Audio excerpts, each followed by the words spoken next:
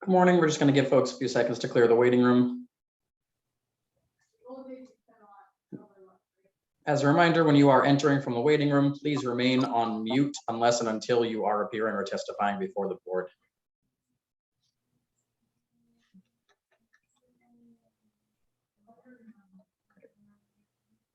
Good morning. This is a hearing before the licensing board for the city of Boston. Today is Tuesday, May 3rd, 2022. Today's hearing is being held pursuant to temporary amendments to the open meeting law. That is what allows us to meet virtually. Today's hearing will be recorded and posted to the city of Boston's website. Before I review procedural matters, I will introduce Chairwoman Kathleen Joyce. Good morning. My name is Kathleen Joyce. I'm chair of the Boston Licensing Board, and today I'm also joined by Commissioner Kiana Saxon and Commissioner Liam Curran. Thank you. Please ensure that your audio and visuals are working properly. I will call each item in the order that it appears on this morning's agenda. I will then ask who is present on behalf of the licensee, who is present on behalf of the Boston Police Department, and whether there are any other individuals with firsthand knowledge of the alleged incident who wish to testify. I will then swear in all parties. After that, the police report will be read into the record. The licensee or their representative will have the opportunity to make a brief statement, followed by questions by the chairwoman and the commissioners. Again, all testimony will be limited only to individuals with firsthand knowledge of the alleged incident. Begin with the first item on this morning's agenda.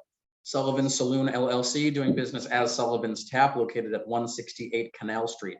Date of the incident, January 15th, 2022. Assault and battery, patron on patron with a dangerous weapon in violation of Mass General Laws, Chapter 138, Section 64, and Chapter 265, Section 15A, and manager not on duty, not present in violation of Mass General Laws, Chapter 138, Section 64. Who is present on behalf of the licensee? Good morning, Michael Ford here for the licensee. With me, Julia Sokol, Dana Rosenblatt, as well as Craig Weeks. Thank you, Attorney Ford. Who is present on behalf of the Boston Police Department? Good morning, Sergeant Michael Holden. Thank you. Are there any other individuals with firsthand knowledge of the alleged incident who wish to testify this morning? Can you all please raise your right hand? Do you swear to tell the truth, the whole truth, and nothing but the truth? I do. Thank you. Sergeant Holden, you may proceed with the police report. Okay. So I'm not the author of this report. It's actually Officer Elvin, but I'll read directly from the report. About 5:25 p.m. on Saturday, 01/15/22, Officer Elvin responded to a radio call from a third-party caller for a fight in the rear of Sullivan's Tap, 168 Canal Street. Rear door exits to Friend Street in parentheses, downtown Boston.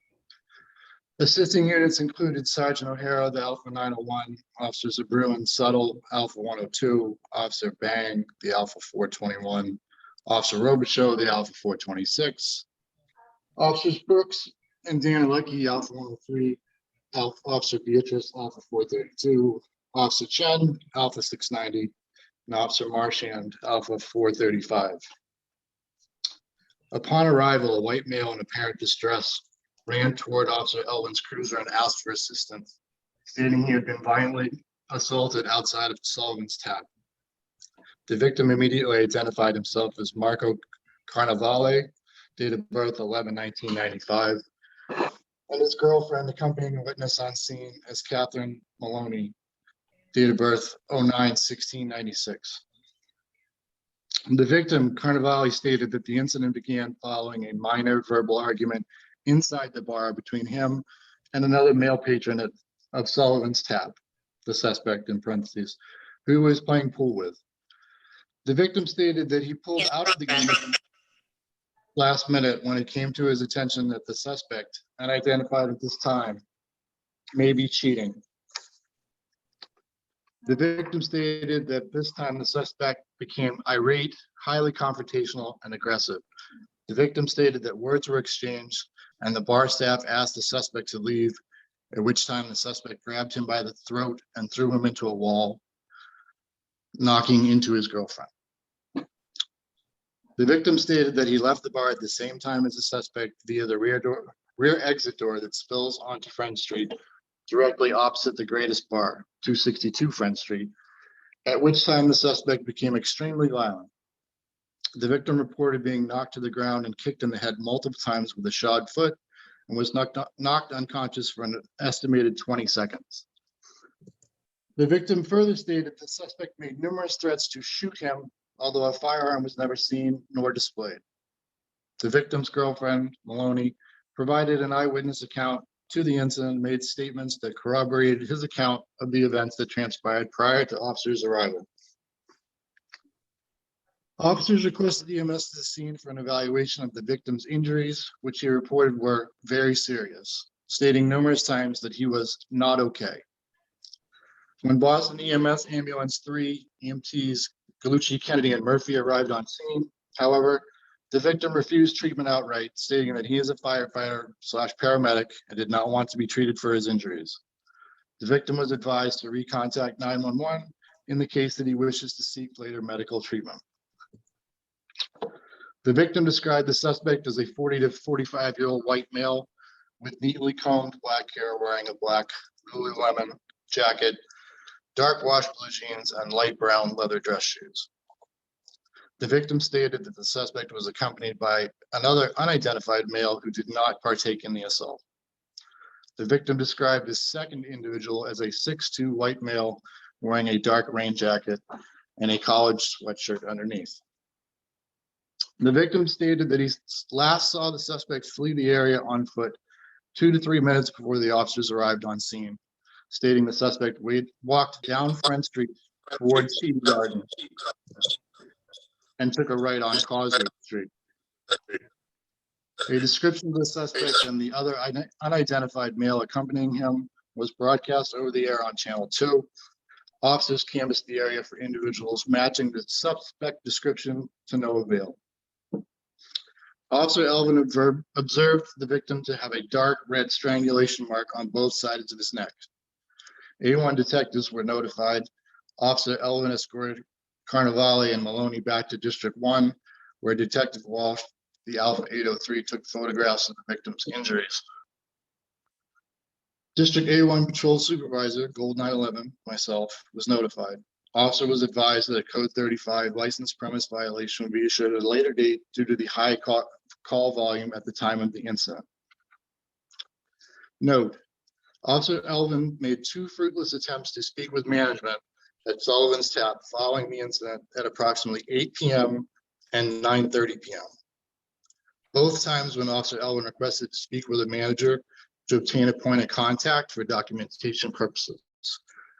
3 bouncers who reported they directly witnessed the incident were identified on the second attempt to identify management as Craig Weeks, date of birth 9/16/69, Anthony Sevilla, date of birth 11/16/95, and Randolph Cheeks, date of birth 3/21/70. Weeks and Sevilla stated, "I didn't know who the manager was or when he or she was coming back." It should be noted for report writing purposes that all 3 bouncers stated to Officer Elvin on her first attempt to speak with management about 8 p.m. that they all witnessed a fight between 2 of their patrons that they kicked out for being highly intoxicated, disruptive in the bar. All 3 of these individuals were cooperative and cordial when speaking with the officer on the first attempt to identify and speak with management.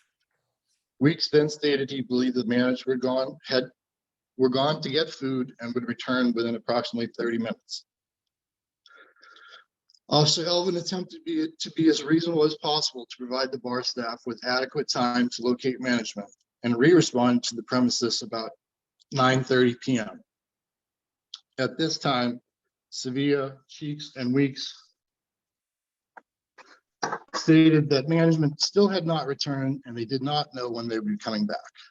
At this time, officer asked Sevilla, Cheeks, and Weeks for their identification to document that they had witnessed the event, and all parties immediately became hesitant to provide their information as if they hadn't seen anything. Officer Elvin sensed some minor hesitation to cooperate with her investigation and requested that the patrol supervisor, Sergeant Holden, myself, respond to the scene to assist. Officer Elvin explained that the aforementioned individuals to the aforementioned individuals that per licensing agreements with the city of Boston, management is required to provide a list of all employees working at a licensed premise establishment at all times. So if they refuse to do so, their information would be obtained directly through management at a later date. Pardon me. At this time, all three individuals complied without protest and were completely forthcoming to provide the officer with their information. Sergeant Holden arrived on scene and also attempted to speak with the bouncers, Weeks, Sevilla, and Cheeks, about identifying the manager on duty. However, at this time, Cheeks became increasingly confrontational and refused to do so. Weeks and Sevilla stated they didn't know who he or she was or how to contact them. Shortly thereafter, the aforementioned bouncers present stated numerous times that no manager was on the premise, but that they were on the way back and we'd be back in about 10 minutes. Officer Elvin and Sergeant Holden waited on scene for some time. However, after approximately 20 minutes, no one arrived on scene and identified themselves as the manager. Sergeant Holden briefly spoke with two bartenders as to whether or not they had a name for the manager of the bar. However, both parties stated that they were new employees and didn't know who was in charge. Sergeant Holden and Officer Elvin faced further stonewalling from the bouncers and then left the scene to be available to assist with a high volume of radio calls pending being dispatched on a Saturday night. As they left the premises, Weeks became argumentative with Sergeant Holden and shouted, "Go fuck yourself," at the sergeant as he left the building. Back at District A1 station, Officer Elvin was unable to identify management from Sullivan's Tap website and or prior incident reports.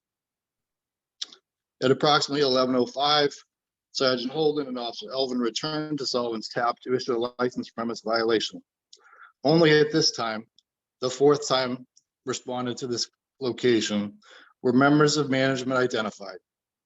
The co-owners of Sullivan's Tap were present on scene at this time and were identified as Dana Rosenblatt, date of birth 1/26/72, and Julia Sokol, date of birth 12/18/80. Note, Mr. Rosenblatt and Mr. Sokol were highly uncooperative, disrespectful, and confrontational throughout their duration of their interaction with Sergeant Holden and Officer Elvin.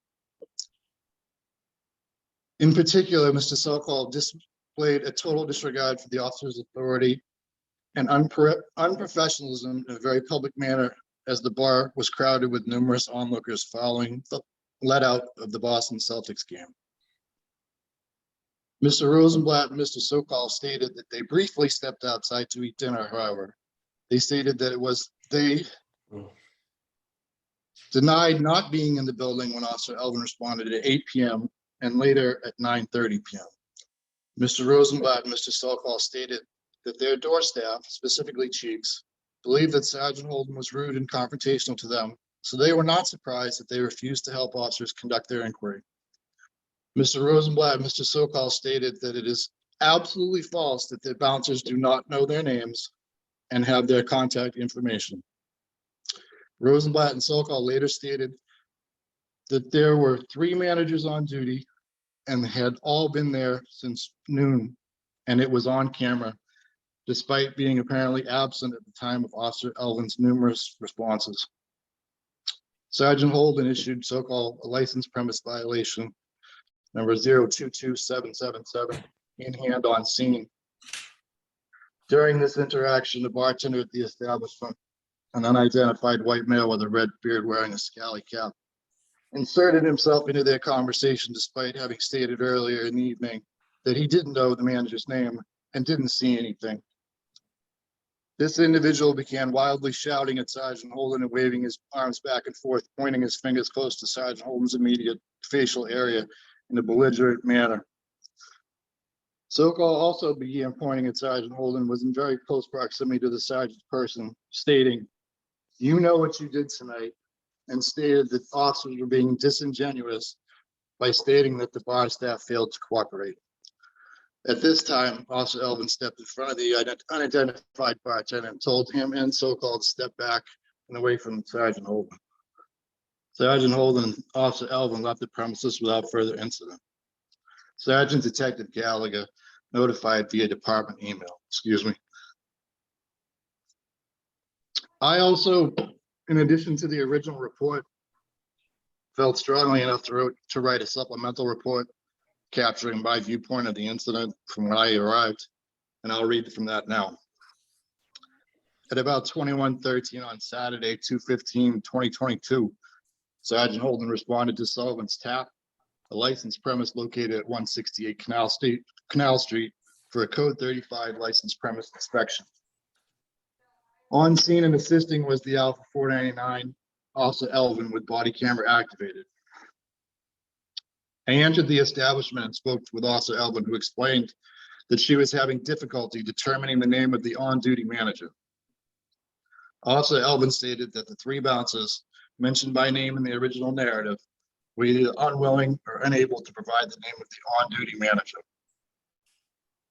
It should be noted that Officer Elvin had previously attempted at 2000 to ascertain this information. The employee stated that the manager was out getting food and would return in about 30 minutes. I also inquired of the 3 above named individuals if they knew who the manager was, with unsatisfactory results. One of the bouncers immediately left us, muttering and cursing in obvious anger to my repeated questions. This interaction is captured on Officer Elvin's body camera. Officer Elvin and I then made our way to the other end of the bar in an attempt to find a different employee who might be able to provide the name of the manager. During our movement from the front of to the back of the crowded bar, it appears that an unknown individual inadvertently bumps Officer Elvin's body camera, causing it to shut off.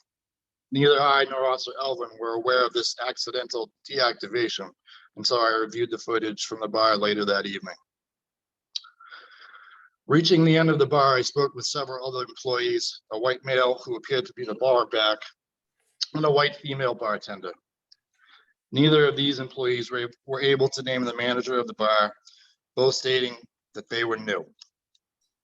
While waiting for approximately 20 more minutes for the manager to arrive, the previously mentioned bouncer continued to walk back and forth, vacillating between cursing under his breath as he passed by me and excitedly talking and gesturing on the phone. Noting this increased hostility and the probable lack of forthcoming useful information, I decided to leave the bar to complete a code 35 violation. As we were leaving the bar, I informed one of the bouncers, the individual with the Patriots jersey and glasses, that he should inform the manager that we would be returning to deliver the code 35 violation in person. As I was exiting, the same gentleman loudly yelled, "I should go fuck myself." Officer Elvin and I returned to the bar about 23:05 in order to deliver the completed code 35 violation. This entire interaction is captured on Officer Elvin's body camera. We again made our way to the rear of the bar and encountered Dana Rosenblatt and Julia Sokol, who identified themselves as the owners of Sullivan's Tap. Both Rosenblatt and Sokol gave various and conflicting accounts of when they were and were not present at the establishment. At one point, they stated that they had been there all night, apparently not seeing or interacting with us when we were there from 21:15 to 21:45. At another point, Rosenblatt stated that he has the right to eat and was only briefly gone from the bar. Neither owner was particularly helpful, with Rosenblatt suggesting that I was intimidating his staff and causing problems on purpose and being unfair. After having Sokol sign the violation and providing him with his copy, Officer Elvin and I left the establishment without further incident. That's all I have. Thank you. Thank you very much, Sergeant. Attorney Ford, would you like to address the alleged incident? Yes, if we just be permitted to ask the Officer Elvin a couple of questions here. Good morning, Officer Elvin. It's fair to say, I'm sorry, Officer Holden. Officer Elvin's not with us today, correct? That's correct, and it's Sergeant Holden. Sergeant Holden. All right, so, and it's Officer Elvin, right? Correct. All right, I want to get that right. You were not present for the physical altercation, correct? That's correct. And the police report, as you indicated, was actually Officer Elvin's, correct? That's correct. And you don't have any knowledge of what actually transpired and who was around when Mr. Canali approached Officer Elvin's cruiser, correct?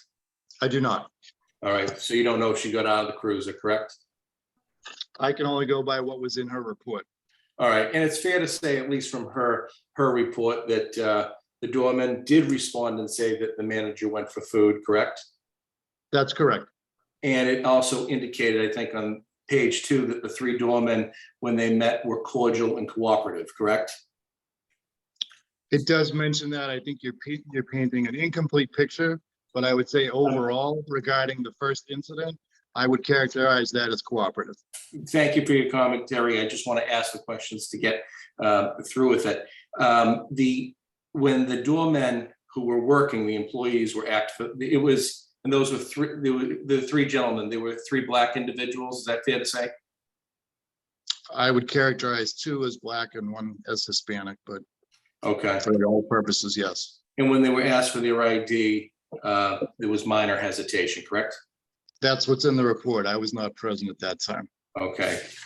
And when Mr. Sokol and Rosenblatt came back to the premises, did they retrieve and present all licenses and permits to you and Officer Elvin? They did. And did they answer all of your questions? To the best of their ability. Okay, and your body cam had been shut off and did not cover the interaction with them, correct? I don't wear a body camera, but Officer Elvin's body camera was on during that entire interaction as noted in the report. But it was not on at the time that you both talked to Mr. Sokol and Mr. Rosenblatt. That's not correct. All right. Well, it said that in the police report that it didn't tape the incident. Isn't that fair to say? The report that you read. There are several instances where Officer Elvin's body camera was on. The instance that you're referring to, which I referred to as it being inadvertently shut off by a patron, is the first instance when there were no managers and only bouncers. The second interaction that I had at the bar with the managers was completely captured on body camera. I have no further questions. If I could proceed with Mr. Sokol, if you could put your video on. I think he's on. Would you please identify yourself to the board, sir? Yes, my name is Julius Sokol, one of the And- owners of Sullivan's Tap. And are you also an attorney? I am. And were you working on January 15th, 2022? I was. What was going on that night in Boston? There was a Bruins game and a Celtics game. Because of the expected volume, we had 2 owners on site from 2 p.m. till close. All right, and just who was on staff? Who did you have working? We had 5 doormen and 4 bartenders. And as well as you and Mr. Rosenblatt? That's correct. Is he a co-owner? He is. And was Derek Maines there? He was. What was his position? Derek is the head bartender. He's been there for 25 years. All right, I want to bring your attention to a certain game of pool. If you could just explain to the board what you observed and what you did. Approximately 5:15, Mr. Carnevale, I was standing near the pool table. Mr. Carnevale alerted me that a gentleman was being extremely competitive and quote unquote talking trash with the pool. I observed the incident for about 2 minutes, 3 minutes. I made the decision to ask Mr. Carnevale to leave. He did leave without incident, contrary to what's in the police report. As he was leaving, Mr. Carnevale decided to follow him out. When I came outside to see what was happening, Mr. Carnevale was lying on the ground. He had apparently been hit. The gentleman was gone at that point. Mr. Carnavale said he did not feel well. I attempted to call 911. The call did not go through. At that point, I brought Mr. Carnavale inside, and I saw two officers directly outside in a cruiser, and I grabbed Mr. Carnavale and told him to go make the report to them. If I could just interrupt, with respect to the call to 911, do you have any evidence of that, sir? Yes, I believe you have a screenshot of the call. Okay, which I could submit to the board afterwards if you like. What did you do? What did you do next after you walked to the cruiser?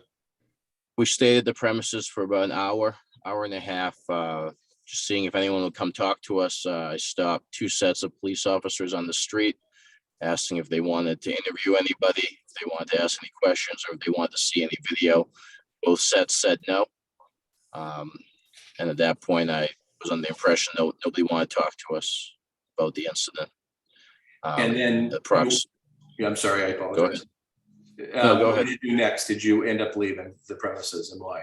Yes, approximately 7:30 or so. Dana Rosenblatt and I left to go get dinner. We left Derek Maines as the person in charge at that point, and then we returned approximately 9:30, I believe. Okay, and what happened? What did you discover? Mr. Maines left for dinner himself, I believe. I'm not sure the exact time, maybe around 8:30. And during that time, that's when the police officers came. So, that was a mistake, and we understand. And since then, we've had everyone undergo training, and so they understand the line of who's in charge, and when someone leaves, to let everyone know who the next person in charge is. And what about with respect to communication with the Boston Police Department, the ABCC? We're sorry about the incident. I actually regret the way it went down. My employees who've been there for many years were extremely distraught. So, at that point, I was upset for them. And I do acknowledge that the questioning at the end got out of hand, and for that, I apologize. Now, there was a lack of communication between the doorman and the person who was covering. I think it was the other gentleman that you identified. What have you done with respect to training to make sure that doesn't happen again? So every employee at this point is aware of who to speak to, and just the hierarchy of who's in charge at any point at the bar now. And everyone has everyone's phone number, name, and information. Okay. So, Mr. Sokol, I have no further questions for you. We do, Madam Chairwoman, we do have one more witness, which I think we'll go through pretty quick, if I may call them. Is Craig? Has the witness been sworn in? Should have been. Mr. Weeks? Yes. Mr. Weeks, I don't believe you were on camera when we swore you in, and Mr. Rosenblatt, I'm not sure you were either. Mr. Weeks, could you please be on camera? Thank you. Could you both please raise your right hand so we can swear you in before you testify? Thank you. Do you swear to tell the truth, the whole truth, and nothing but the truth? Yes, I do. Thank you. You may proceed, Attorney Ford. All right. We're Mr. Weeks. Oh, there we go. Right over there. Would you please identify yourself for the board, sir? Craig Weeks, And what do you do at Sullivan's? doorman and security. Okay. And on the night of the incident, who were the other 2 doormen with you? I believe Anthony worked with me and Randolph. Okay. And at some point, an officer came in initially to ask questions. Was that a male or female officer or a sergeant? Initially, a female officer came in and asked us a bunch of questions about what transpired that evening, what happened.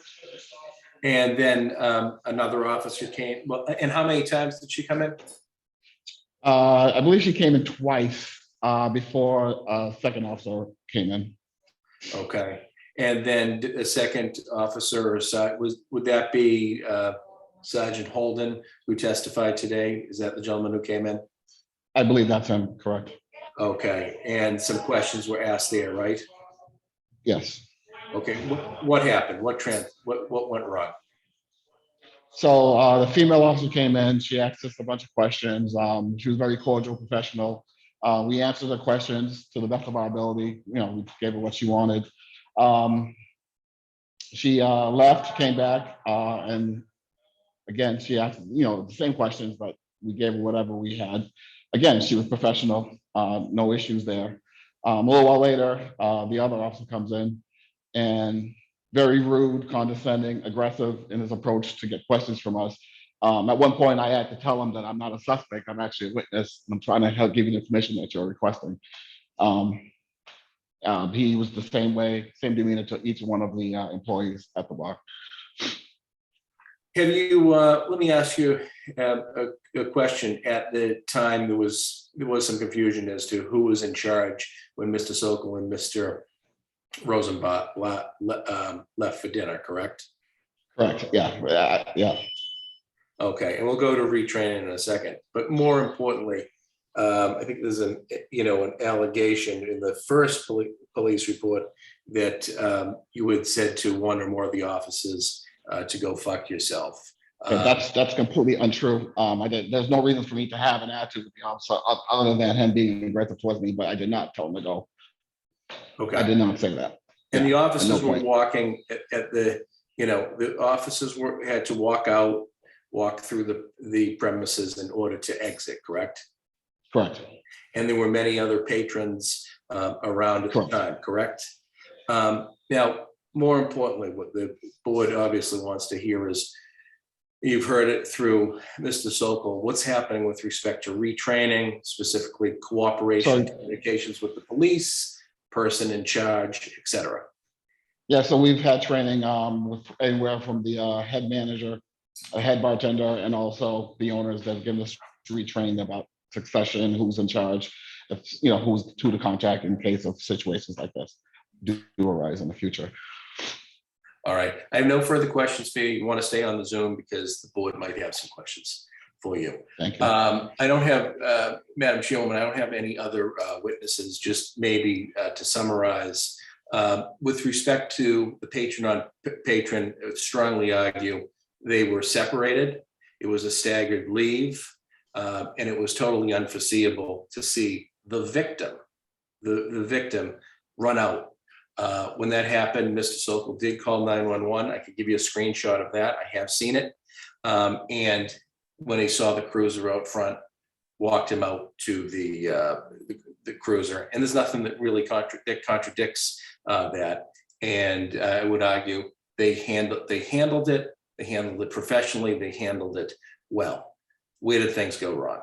Obviously I've reviewed with my clients, the key point in the rules and regulations and license board for the city of Boston, with respect, as well as the ABCC, with respect to cooperation, immediate identification of the person in charge. One of the owners is Julius Sokol. He is an attorney, understands it. I've gone over some of the nuances with him. As far as the underlying cooperation, it's totally agreed that they presented the license and permits. They answered all of the facts. I think what happened here, based upon the evidence that you heard, was Mr. Sokol was standing up for his doormen. It was, emotions rose, and it becomes the perfect storm. Is it right? No. Will it happen again? No, they've learned from this.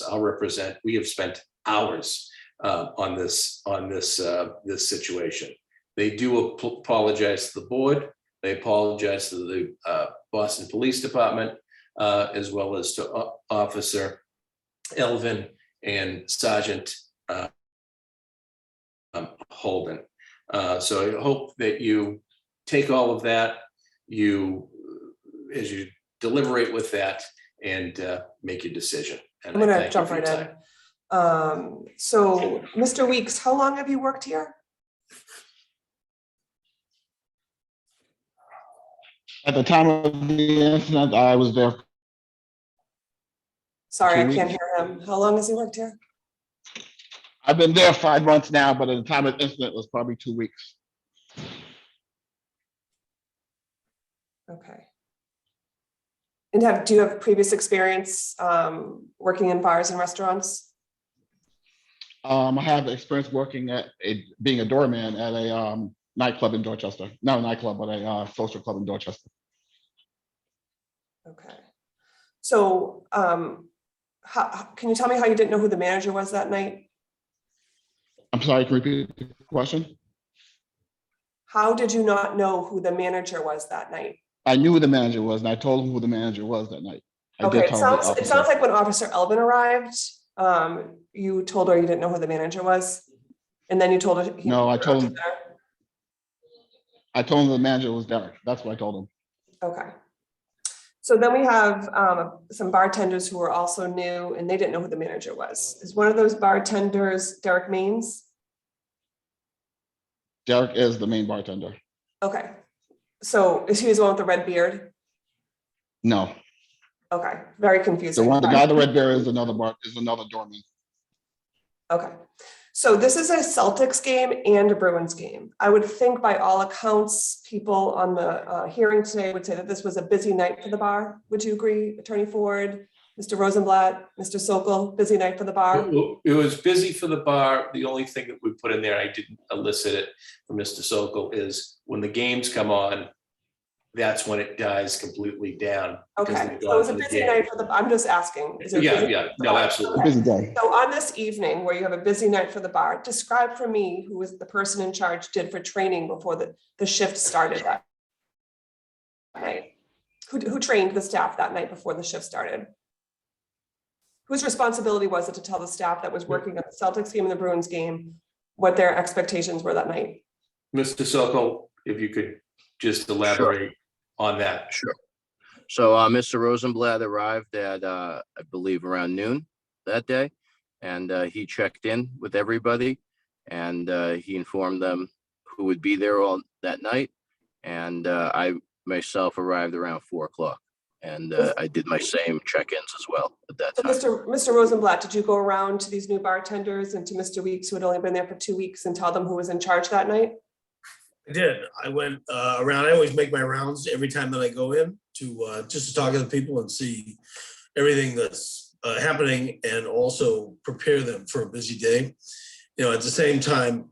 Why don't you describe for us what that means to you, preparing them for this day when there's a Celtics and a Bruins game? And There's a busy game. We just have to just maintain your composure at the busy times, because it does get uncomfortably busy, and for the door staff to consistently make passes through the crowd to make sure that everything is, nothing's unruly.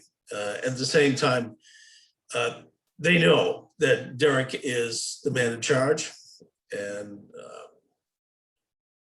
they know that Derek's in charge. Derek was there for the day shift that day and then stayed on later to be at the bar for the time that we were gone eating dinner. that didn't happen, right? He left while you were at dinner? He may have left at a latter point, but he was there when we left. Okay, so as owners of this bar on this really busy night with new staff, and you have a pre-meeting with your staff before, describe, would you say it's very important for people to know who's in charge, and when people leave, that they know who's in charge? Yeah, it's Especially always on such important. a big night. It's always important that they know who's in charge, but I think that's it's readily evident. Whereas Derek's been there for 25 years, they all know Derek. Everybody knows Derek. Okay, and Derek didn't come today to the hearing? He's not with us today. No. Okay. Derek's not present today. That's unfortunate.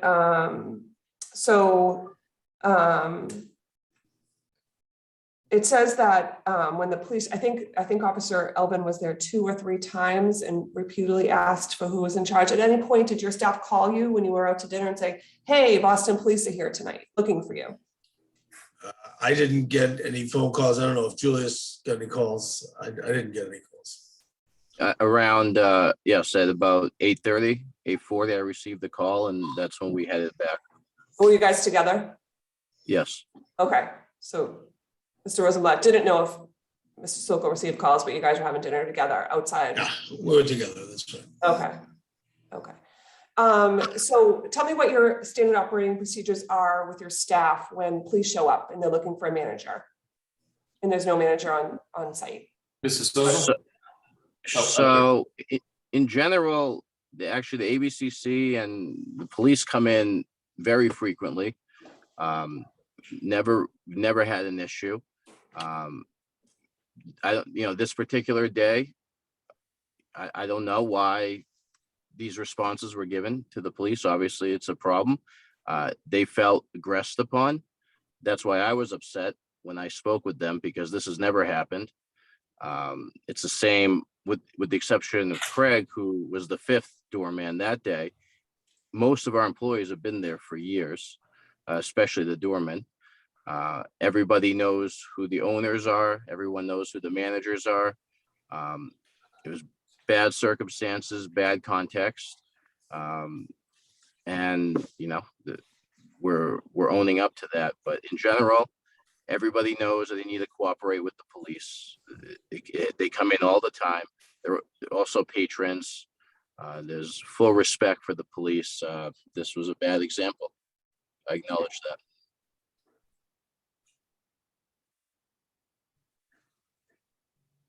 Okay. Who is the 24-hour contact for this licensed premise? I am. So this board has your cell phone number in case you need to get in touch with you 24 hours a day. It should. They can call me anytime. Okay. We'll see to it, make sure. These 24-hour contacts are becoming more and more important. And we require Sure. every licensed premise to submit a 24-hour contact.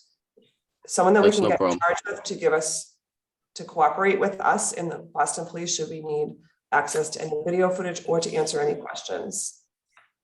It's no I'm gonna problem. reserve my right to ask further questions, but I'm going to turn it over to Commissioner Curran or Commissioner Saxon to see if you have any questions. No questions for now. Thank you.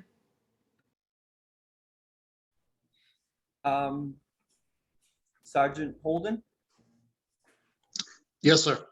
is the body cam video that was captured available for us? It would be. You would have to put in a request through the department for to retrieve that video, but yes. But you reviewed it, right? I reviewed it as the supervisor on duty Okay. and following the report or the writing of the report just to check to see what actually was available to be reviewed.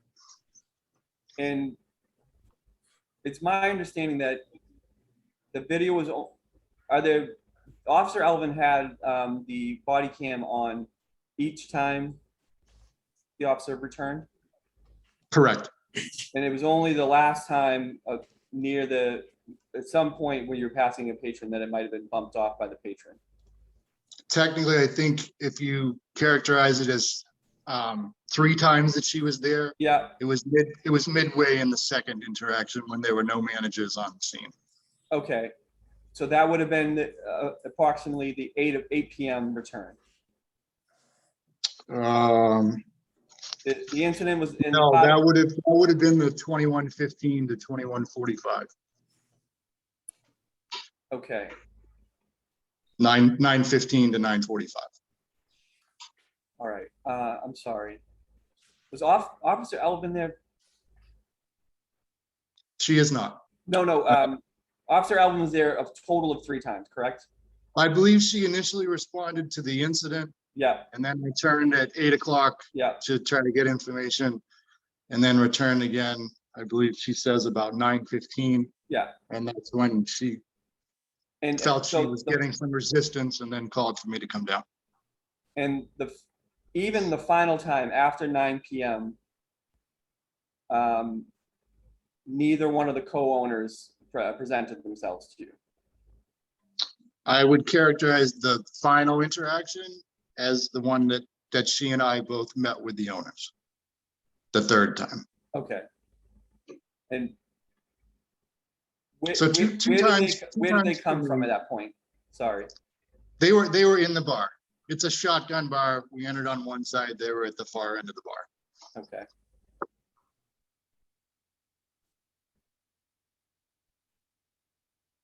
All right, I don't have any more questions this time. Thank you. Chairman Joyce, do you have any further questions? I do, but I'm going to see if Commissioner Saxon has any questions first. Yeah, just one. What was the total amount of time that you guys were out, Rosenblatt and I'm sorry, and Julius? Approximately 2 hours, You were gone for 2 hours. approximately.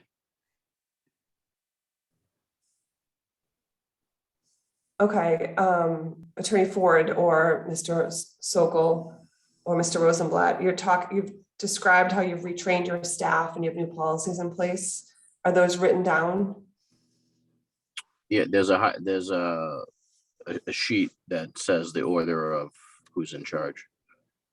Okay, I mean the training.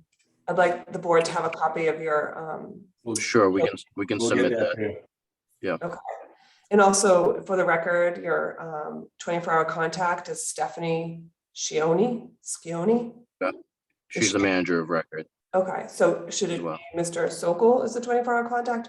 Who can the board call? Who can boss It should be. call 24 hours a day? It should be me. Okay, so we're going to change that. And Attorney Ford, please submit that information to the board in writing. All right, we'll get you the contact and the policies and procedures. Okay, I have no other questions. Thank you. Any further questions from the board at this time? Nothing further from me. Thank you. Thank you. The board will take this under advisement. Thank you. Thank you so much. Thank you. Calling item number 2, Tavern in the Square, Causeway Street LLC, doing business as Tavern in the Square, located at 120 Beverly Street. Date of the incident, January 20th, 2022. Assault and battery, patron on patron in violation of Mass General Laws, Chapter 138, Section 64, Chapter 265, Section 13A. Who is present on behalf of the licensee?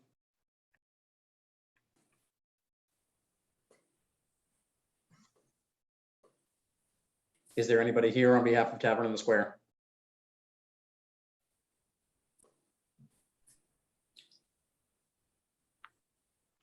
They were served with notice of this hearing.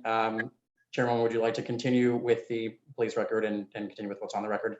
Yes, if they are properly served, let's proceed with the reading of the police report. Thank you. Who is present on behalf of the Boston Police Department? Hey, Sergeant Sure, Officer Crossan. Matt Entwistle. Matt, you go first.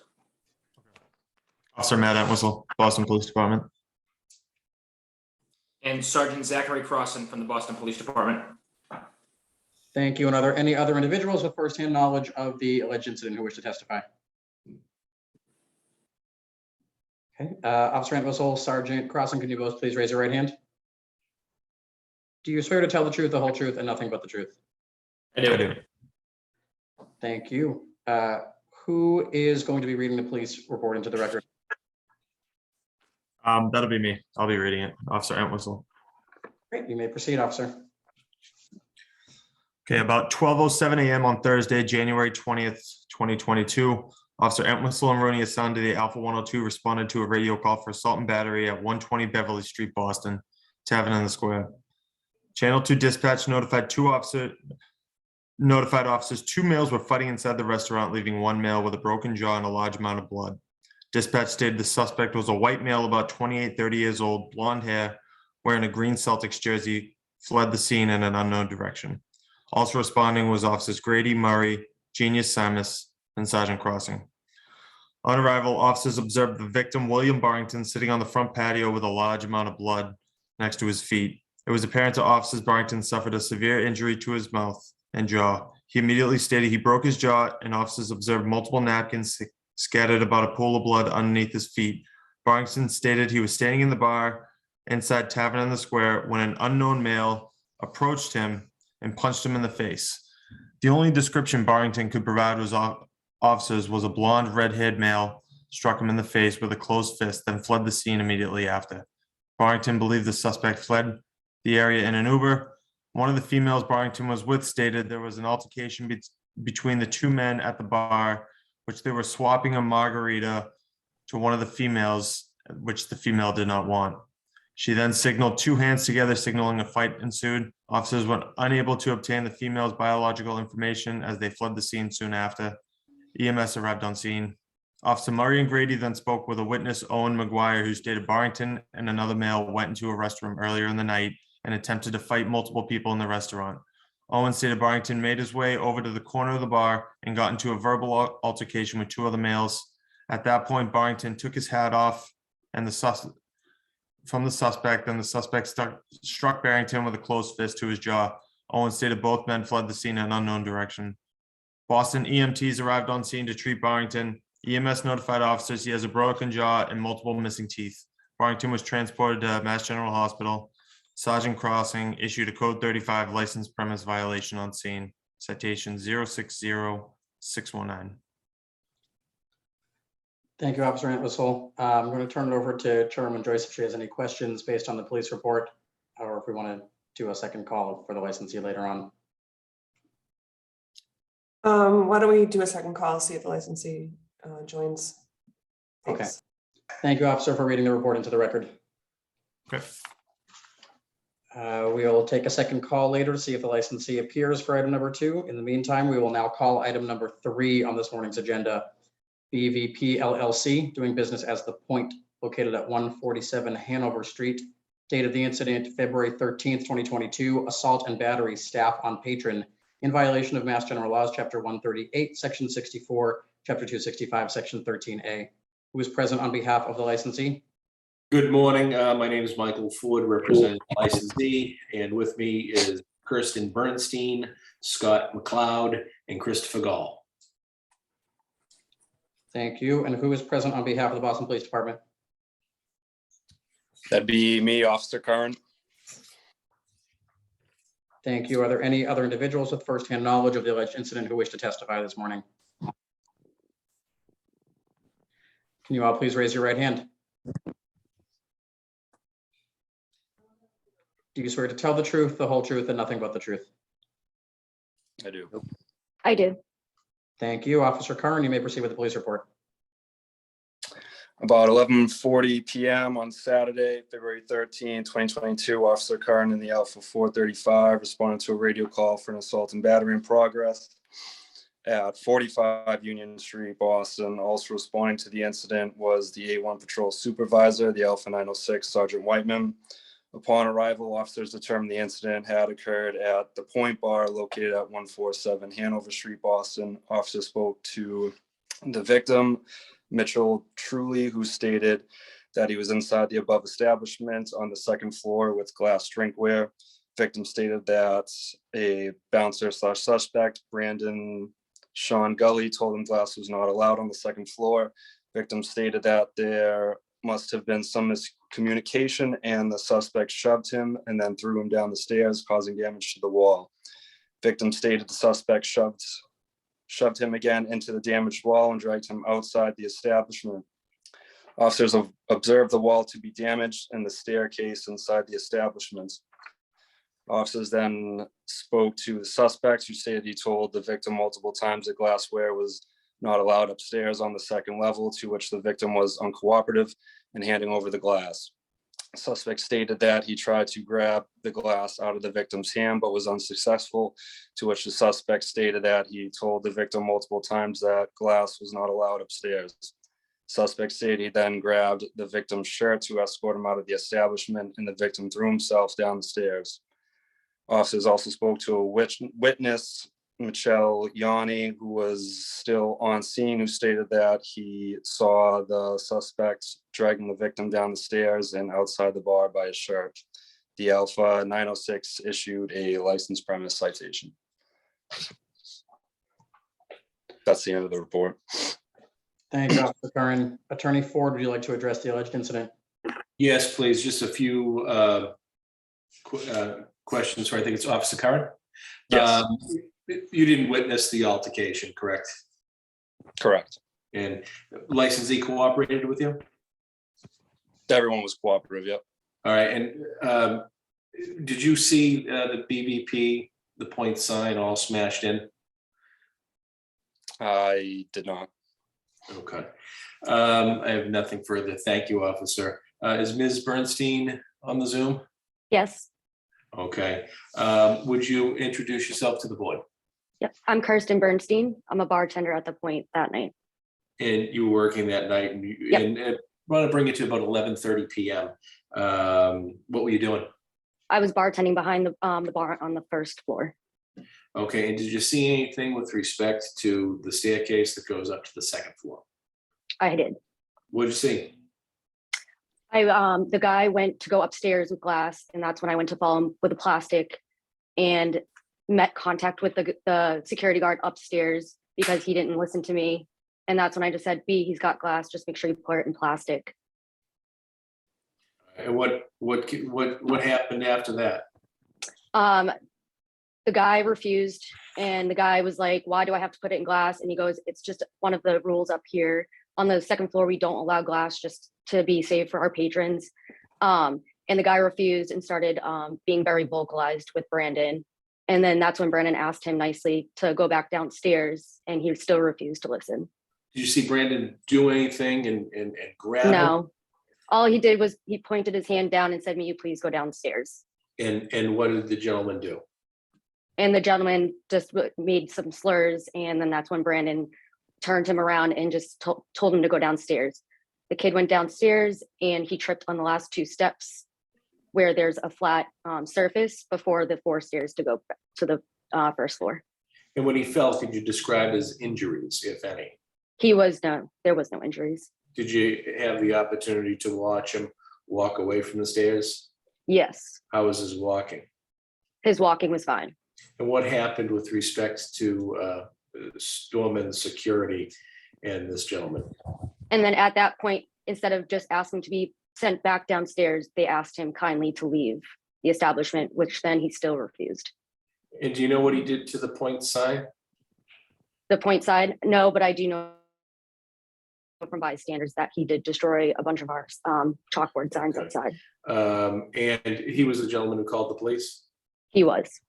Okay, I have no further questions for Ms. Bernstein, but I'd hang on to the Zoom because the board might have Yep. something. If I may call Scott McLeod, is he on? Yes, sir. Mr. McLeod, where were you on February 13th? At that time, I was the general manager at Bellingham, directly next door, in the back alleyway, which is Marshall Street. We have an exit up there. I had walked out 2 guests that came in from town that were in my establishment, and they were asking places to go. And as I was talking to them, I either go to Dirty Nelly's or Green Dragon or the Point. At that time, I heard the Point had their side door entrance open with a gentleman outside, the 2 guys doing door check there. You heard loud commotions. And the 2 guests that I was talking to in my restaurant, well, we're not going to go there, we're going to go this way. So at that time, I just stood up to the side to observe what was going on. And I observed, the security trying to ask the gentleman to come out. The gentleman who, I don't know if he had his back towards us, was like, and there's a little, like a 12-inch step up to go into the restaurant. And then there's like 2 or 3 stairs. He was in that way, holding on to the door frame, being aggressive, yelling at them, commotion. They're telling him, you got to go, and he wouldn't leave. One of the gentlemen tried just to grab his arm and say, buddy, you got to go, let's go. He wouldn't go. And then as Brandon was coming down, Brandon Gully did have his right hand, onto the gentleman's shoulder, which would be his left upper shoulder, just telling him, no, you can't get in, because he was trying to force himself back in. And as he was stepping back is when he kind of went, and then he landed onto the ground. And then as he was looking around, he was like, oh, my back, oh, you're so effing screwed. I don't want to swear, but the words he was saying. And he's like, oh, I'm going to sue you. And, and then we're like, buddy, come on, and he was twirling around like a little kid. And he had a chalk sign. He started banging that, and he broke that. It was a Bud Light chalk sign. And then as I was standing over there, we called 911, which he did. He was laying on the ground, laughing at him. Called 911. I can hear the dispatcher ask him what the emergency was. Nothing was being said. And finally, he says, I've just been assaulted. And they said, we're going to send an officer down. At that time, I heard cruisers going off. I end up walking towards Hanover Street, just so I can, kind of direct the police to come. That I think was 2 cruisers that pulled up. One of them, there was a gentleman. I think there might have been a lady. They were going to walk towards the bell, but I said, it's this way. They came around the back. They ended up talking to the guys, separated. And at that point, I just stood off to the back. As they were gathering, I think the gentleman, the officer that's on the Zoom meeting now, was talking to the guys, trying to get the understanding.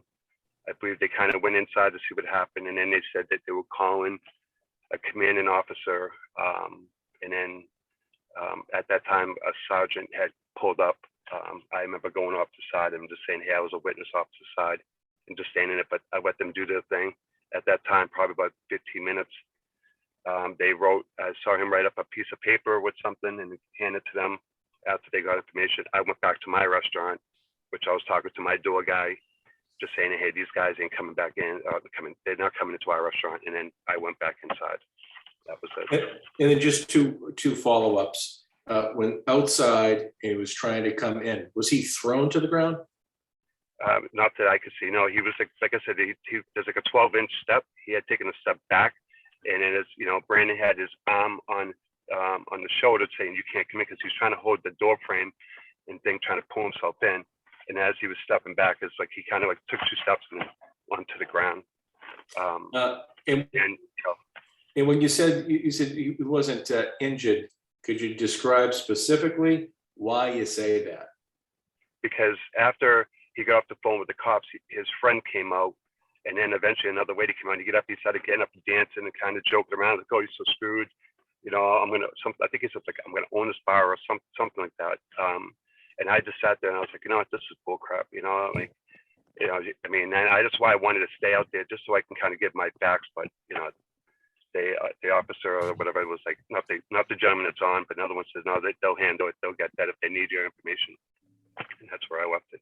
I made a point to notify the GM at that time, and the owner, and say, hey, listen, I saw this, so if something ever comes up, you can, let me know. And that's where I wanted to get my part. I have no further questions. The board might, but I move to Mr. Gall. Are you present? Yeah, I'm present, yes.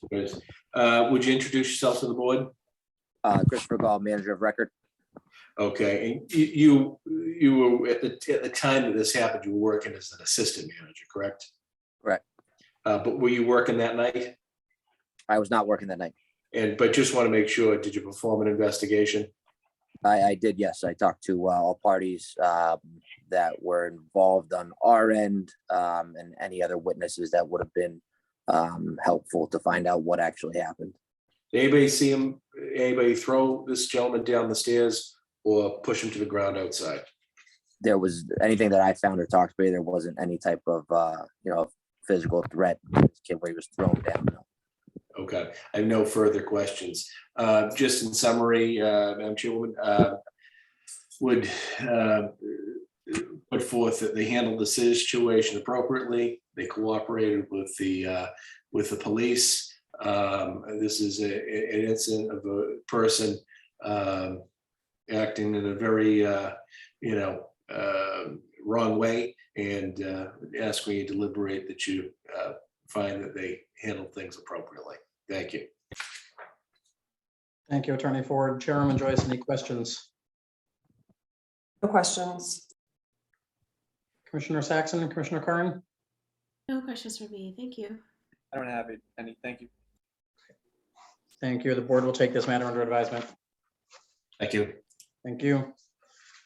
Calling item number 4, GSTH Investment Group LLC, doing business as Bijou and Rock and Rye, located at 51 Stewart Street. Date of the incident, January 28th, 2022. Assault and battery, patron on patron, in violation of Mass General Laws, Chapter 138, Section 64, and Chapter 265, Section 13A. Who is present on behalf of the licensee? Good morning, Mr. Secretary. Good morning, Madam Chair, Commissioners Saxon and Curran. Attorney Stephen Miller for Bijou GSTH Inc. Also with me, I see a Bijou listed. I have Mete Aslan, who's the manager, and also Joseph Gannon, who is also Director of Security and Assistant Manager, that have knowledge of the incident. Thank you. And who is present on behalf of the Boston Police Department? That's me, sir. Officer Edward Lucas. Thank you. Are there any other individuals with firsthand knowledge of the alleged incident who wish to testify this morning? Lieutenant Detective Troy, if necessary. Thank you. Could you all please raise your right hand?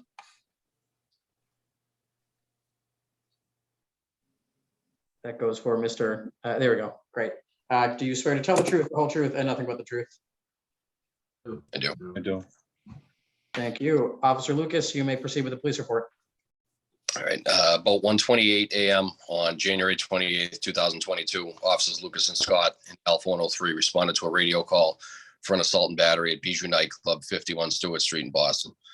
Also responding was the Alpha K1 Rooney and Entwistle, Alpha 435 Casino, and Alpha 426 Elvin.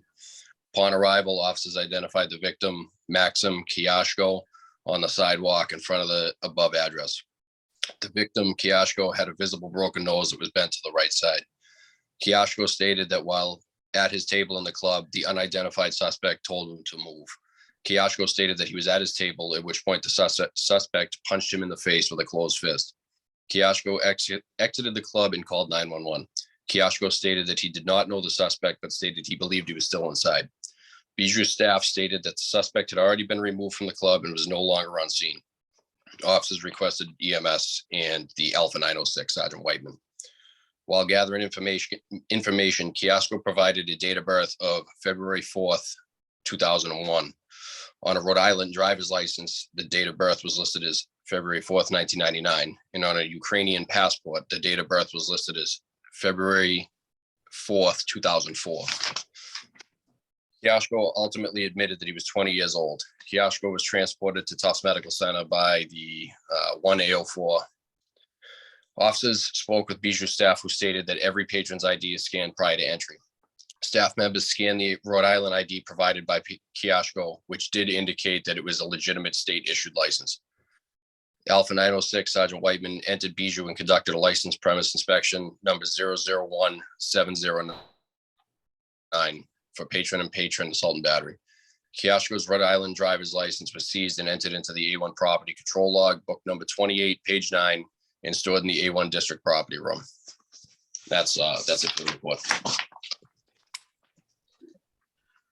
Thank you, Officer Lucas. Go ahead, Lieutenant. Sorry, Mr. Grant. In addition, there's a supplementary report authored by Sergeant Whiteman. It reads as follows. About 1:54 a.m. on 1/28/2022, Sergeant Whiteman conducted a Code 35 license premise inspection at Bijou Nightclub, 51 Stewart Street.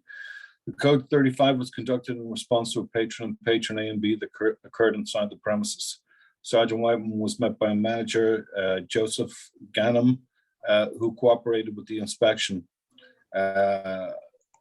During the initial call, the responding officers discovered that the victim, Maximum Kiashko, was only 18 years old. On further investigation, revealed that the victim used a Rhode Island driver's license with his name and picture. However, it had a false date of birth showing him to be over 21 years of age.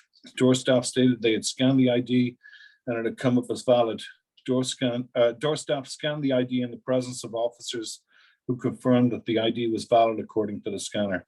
The license premise inspection notice 01709 was issued for patron A and B. Manager Gannon signed for and accepted the notice, and that's the extent of the supplementary report. Thank you, Lieutenant. Attorney Miller, would you like to address the alleged incident? Yes, thank you, Mr. Secretary. Officer Lucas, did the staff cooperate with you? Yes, they did.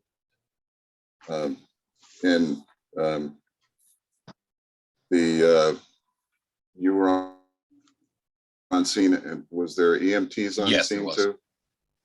Okay. I have no further questions. So to the board, with me this morning is Mete Aslan and Joseph Gannon. This incident, I guess, took place very quickly. the staff immediately intervened.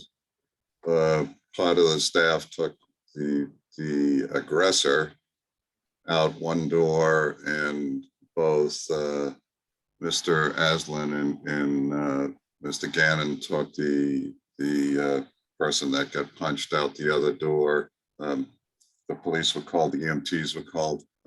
They could not detain legally the aggressor. So once they got him outside, he left the premises, but there was no issue prior to this that alerted the staff to anything happening. Matter of fact, nobody even saw a punch thrown or whatever until some people around it kind of moved back, and that's when the staff intervened and took care of the incident. So both Mr. Gannon and Mr. Aslan can answer your questions, but I think the staff responded appropriately and removed both parties from the premises to protect any other parties from getting involved. And they did what they should do under these circumstances.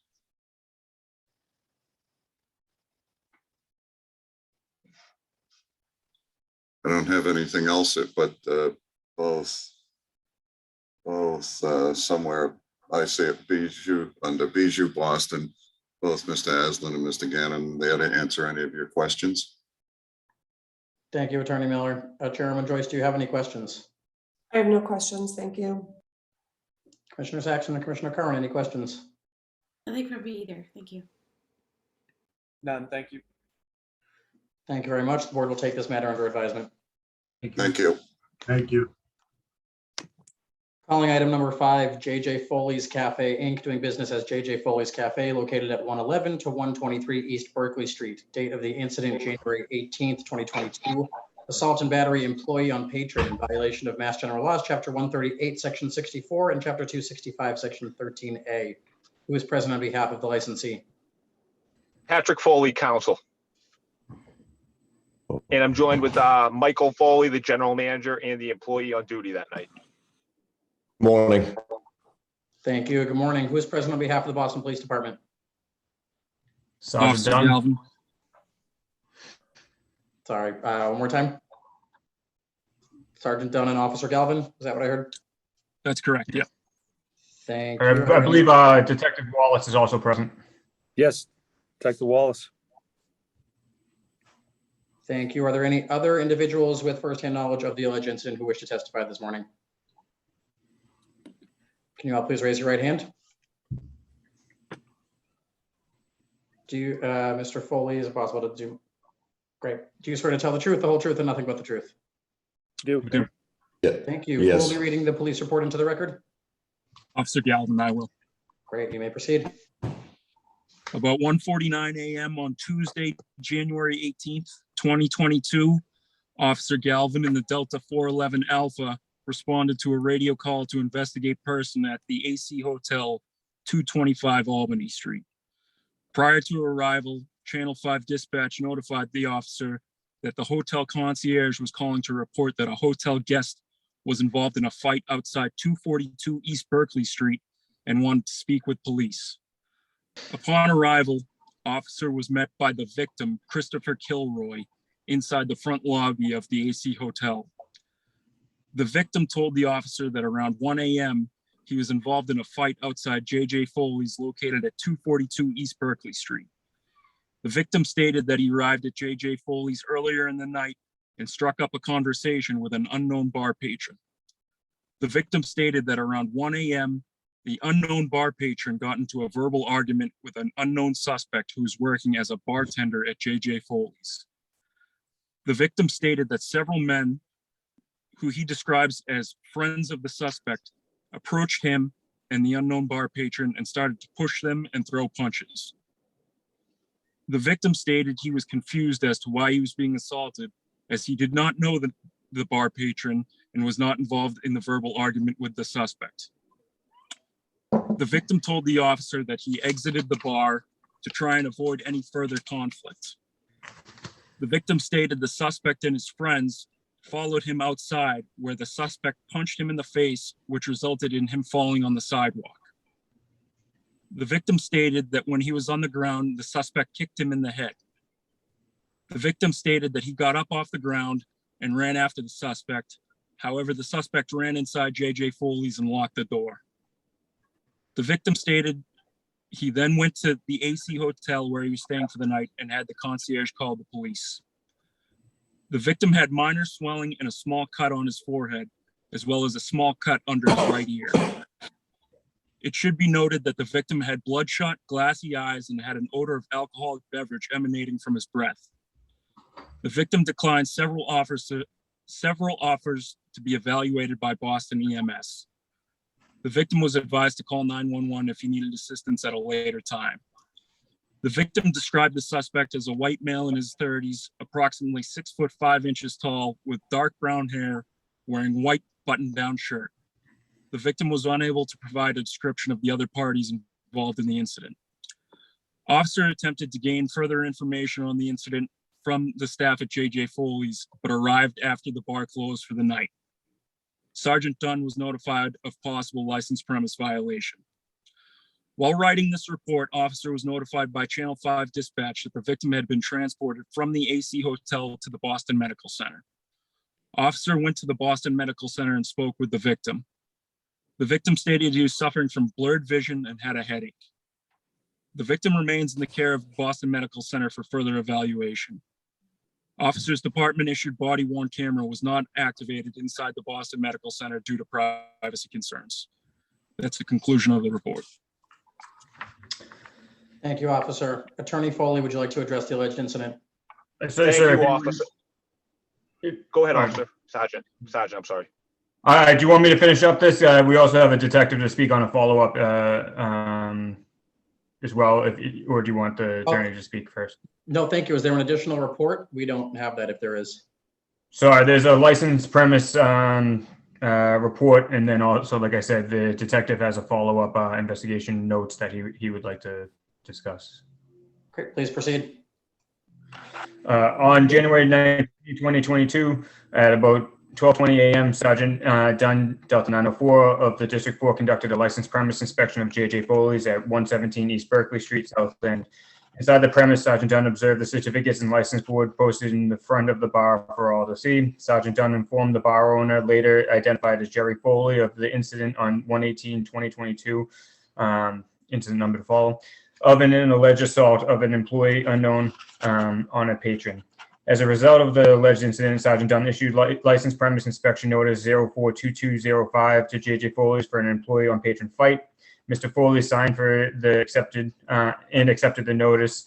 Officer Stone in the Delta 441 Alpha was present during the incident with body worn cameras on. All parties at the bar were compliant and agreeable. So and then the detective Wallace also has to speak.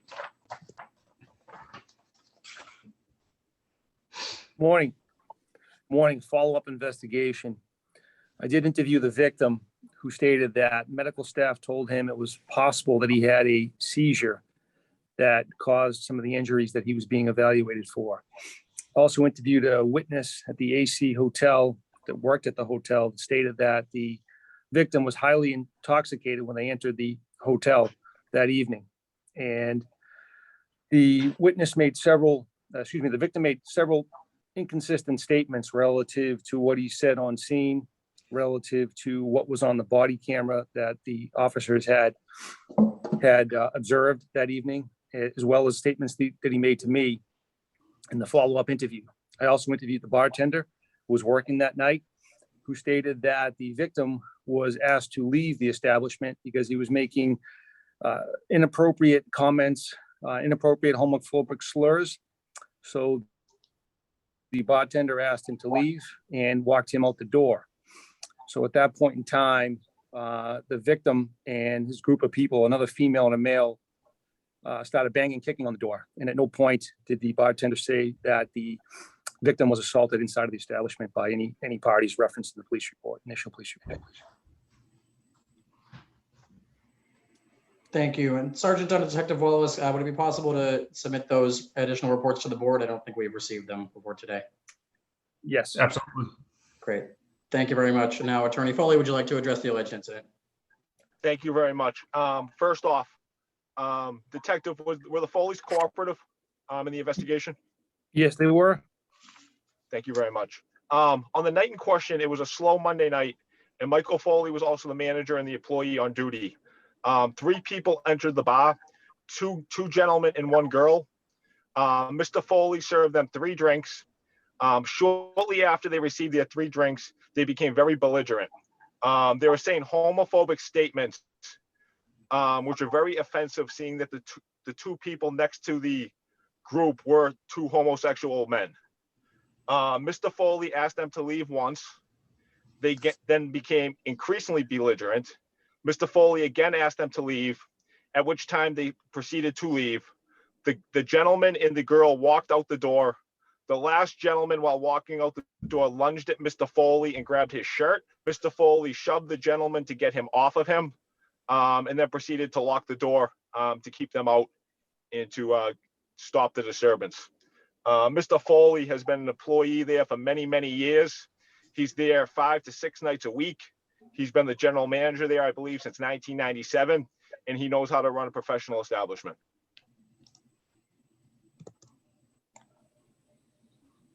Thank you, Attorney Foley. Any questions? Thank you. Chairman Joyce, do you have any questions? So Mr. Foley, who's on Foley's iPad, you were the Yes. bartender that night? Mr. Bartender Foley, and answer the manager. questions, Joyce. Sorry, I can't hear anyone. Bartender and manager. Okay, so you were the bartender, and what's your first name? The bartender and manager. Okay. I'm sorry, what is his first name? His Michael. his sound is delayed. Okay.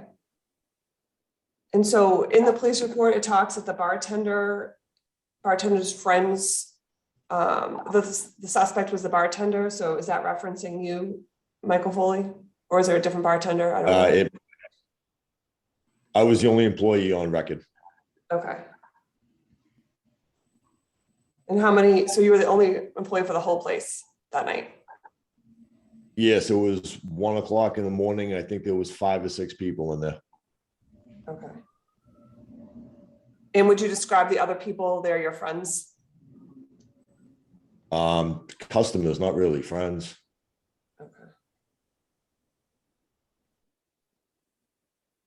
I'm going to defer to the other commissioners. I might have some more questions. Thank you, Commissioner Saxon. Any questions? Not for now, thank you. I actually don't. No, thank you. Thank you. Return to the chairman. Do you have any further questions at this time? No, please submit the additional police reports so we can review them. Will do. Yep. Thank you very much. The board will take this under advisement. Thank you very much. Thank you. Thank you. Thank you. Thank you. Calling item number 6, Game On Fenway LLC, doing business as Game On Sports Cafe located at 72 to 82 Lansdowne Street. Date of the incident, February 3rd, 2022, assault and battery, patron on employee in violation of Mass General Laws, Chapter 138, Section 64, and Chapter 265, Section 13A. Who is present on behalf of the licensee? Good morning, Attorney Green, Madam Chair, members of the board. Dennis Quilty, attorney representing the licensee. With me this morning, Anthony Chuga, Vin Lombardi, and Joe Hicks of the licensee. Good morning. Good morning. Thank you. Who is present on behalf of the Boston Police Department? Sergeant Dunn. Thank you. Are there I believe Officer Pinella too. Yes, sorry, Officer Gregory Pinella. Great, thank you. Are there any additional individuals with firsthand knowledge of the alleged incident who wish to testify this morning? Can you all please raise your right hand? Thank you. I only see Mr. Chuga from the licensed premise here. Are the additional ones not with us, or are they just not on camera? He may be the only one that needs to testify, but I saw Mr. Lombardi a moment ago. There he is. V. Lomb. Yep, great, thank you. Okay. Yep. There he is. And just get sworn just in case. Okay. Thank you. Do you all swear to tell the truth, the whole truth, and nothing but the truth? Yes. Thank you. And who will be reading the police report into the record? Officer Pinella. Officer Pinella, you may proceed. About 11:50 p.m. on Thursday, February 3rd, 2022, Officer Pinella and Officer Sullivan in the Delta 105 responded to a radio call for a fight at 82 Lansdowne Street, Boston. The Delta 904, Sergeant Dunn, and the Delta 415, Officer Waddy Niles, also responded to the scene. On arrival, officers spoke to the victim, Hayden Sneesby, outside a Game On bar on Lansdowne Street. The victim had a visible cut to his forehead and swelling below his right eye. The victim denied any medical treatment for his injuries. The victim appeared intoxicated and was uncooperative with officers. The victim stated that he's from Canada and on vacation in Boston with friends. The victim said he was punched by Game On bouncers while being removed from the bar. The victim stated that he was removed for no reason and would not be coming back in the future. The victim stated several times that there was no reason for police to be there and that he did not call 911. Officers spoke with Game On bar manager Anthony Chuga, who stated that the victim was removed from the bar for being too intoxicated. The manager stated that security attempted several times to ask the victim to leave willingly, to no avail. The manager stated that while being escorted from the basement level to the first floor exit, the victim became combative and threw a punch at security. The manager said that security was forced to physically remove the victim and sometime during the struggle suffered a black eye. The Delta 904, Sergeant Dunn completed a code 35 license premise. And that's the report. Thank you, Officer Pinella. Attorney Quilty, would you like, Sergeant Dunn, did you have an additional? Sorry again. I also have another report. I don't know why they're reaching you guys, but it's just my follow-up license premise investigation. Sure, if you could read that, please. All right, thank you. On 2/4/2022 at about 12:17 a.m., Sergeant Dunn, the Delta 904 of District 4 conducted a license premise inspection of Game On at 82 Lansdowne Street, Boston. Sergeant Dunn issued a violations in reference to the original incident, CC default, that occurred on 2/4/22 for overserved patron on employee fight. These issues were brought to the attention of the person in charge, Anthony Chuga. Inside the premise, Sergeant Dunn observed all licenses posted in an area everyone could see. Sergeant Dunn observed all licenses to be valid. As a result of what was observed, Sergeant Dunn issued license premise inspection notice 042206 to Game On for patron on employee fight. Mr. Chuga signed for the accepted the notice. Officer Sullivan in the Delta 105 Alpha was present during the incident. Sorry, it should be noted.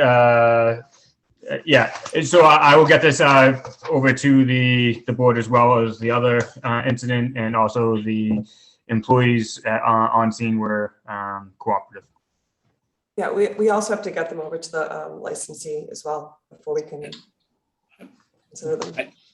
May I just inquire on this topic? That's the follow-up inspection notice, correct, Sergeant? Yes, sir. And were you present on the night in question, or was this the day after? I believe this was about 30 minutes or so after the incident occurred. Okay, all right. And they cooperated with you? Yes, sir. And Officer Pinella, did the management cooperate with you? Yes, they did. And did you in fact interface directly with Mr. Chuga, who's with us here this morning? Yes, I did. Thank you very much, sir. I have no questions of the officers. Thank you, gentlemen. Thank if you. I may inquire of Mr. Chuga. Thank you. Mr. Chuga, you've been sworn. Just identify yourself, your position with the licensee, please. Yeah, so I'm the assistant general manager over at Game On. I was there the night, obviously, where we asked this guy first to leave multiple times, and as soon as we asked him, he simply told us, I'm not leaving unless the police come and get me. You're gonna have to remove me from here. And then I asked him a couple more times. I told him that's not what we want to do. That's not what we do here. All I need from him is just to leave the building.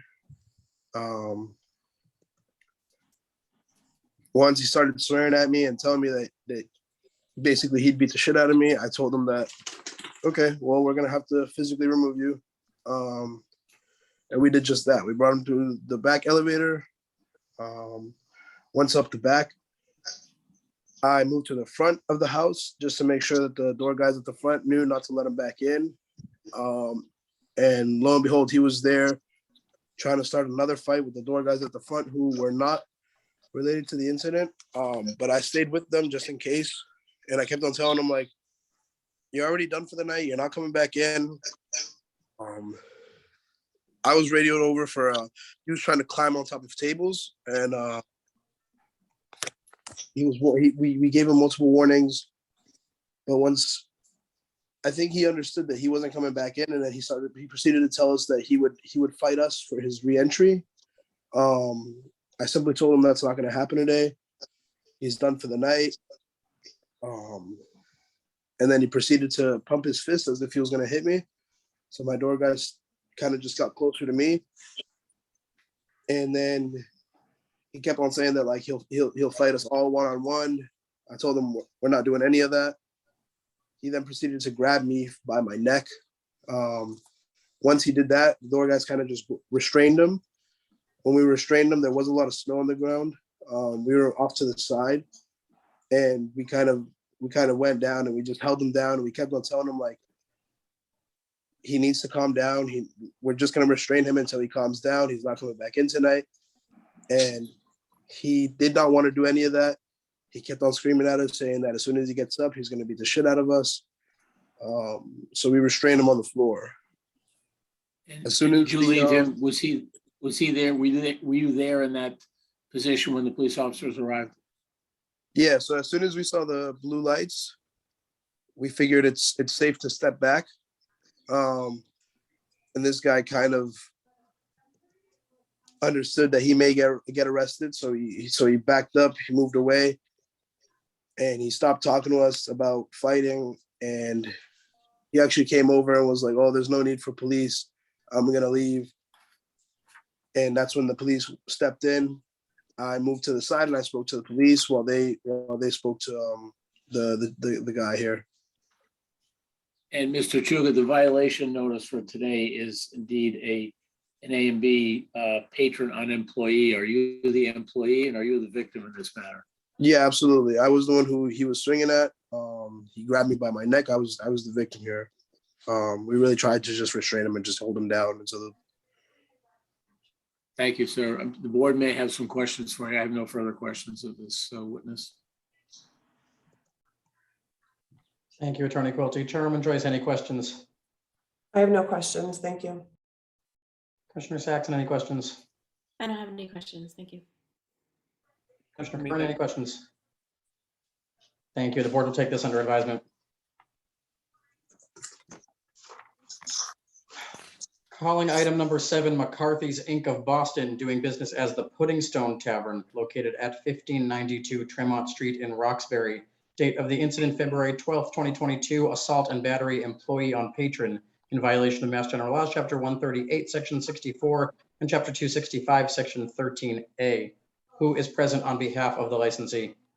Good morning, Attorney Green. Again, Dennis Quilty, attorney representing the licensee. This morning with me is Mr. Walsh, who is the manager of record and owner of the business. Good morning. Thank you. Good morning. Who is present on behalf of the Boston Police Department? That would be me. That would be Detective Juan Diaz. Thank you. Are there any other individuals with firsthand knowledge of the alleged incident who wish to testify this morning?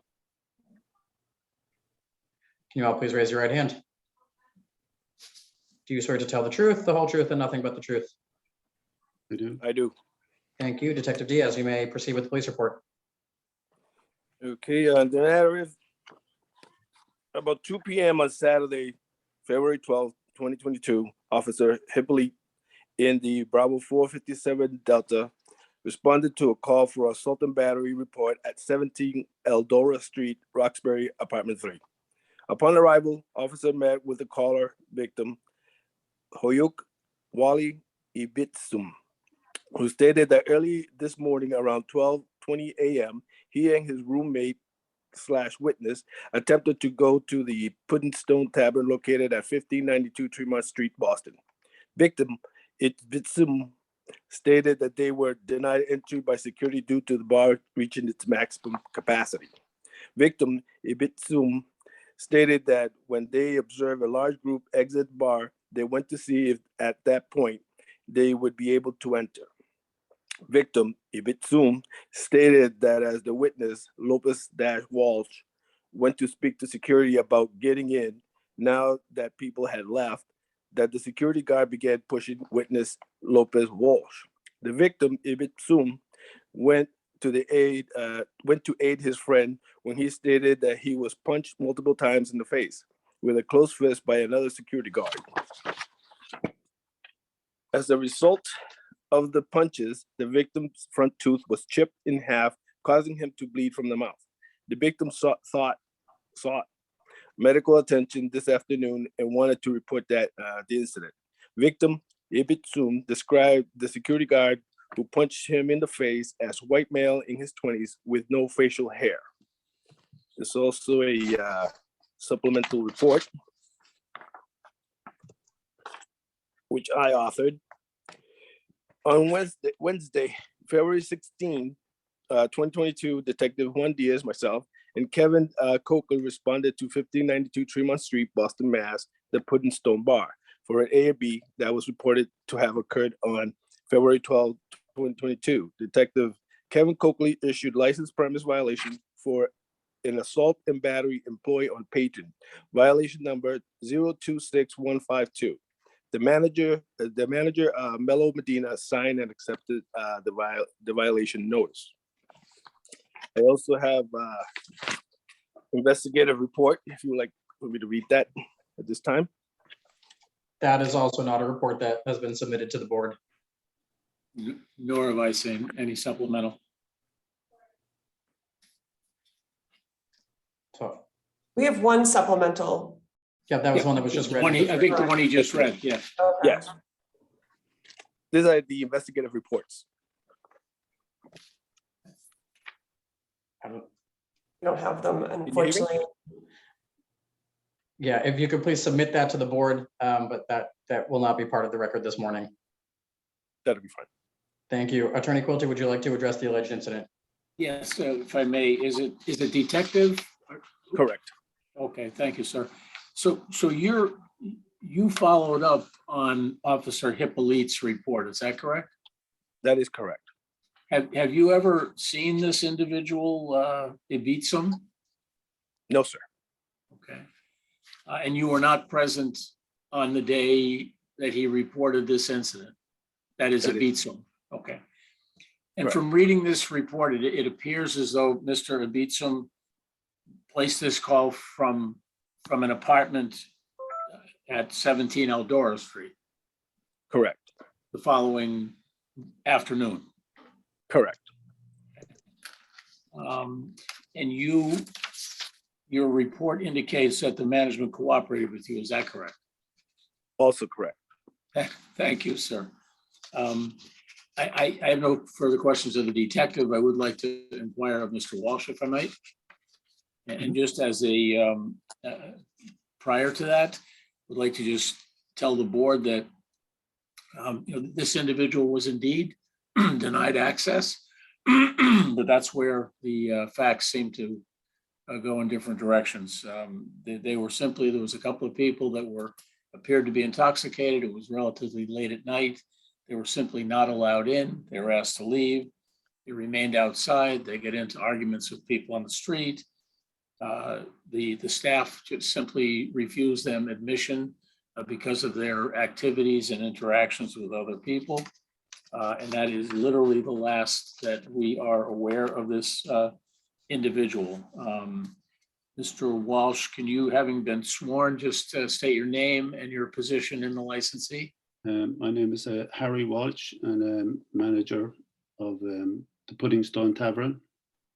Okay, and are you familiar with the circumstances of this incident? Yes, I had interviewed Nicholas, who was the doorman on the night, and he refused entry to the individual, and they were very adamant about getting into the premises, and they were pushing in the door, and he was telling them that we were full to capacity and you're not coming in.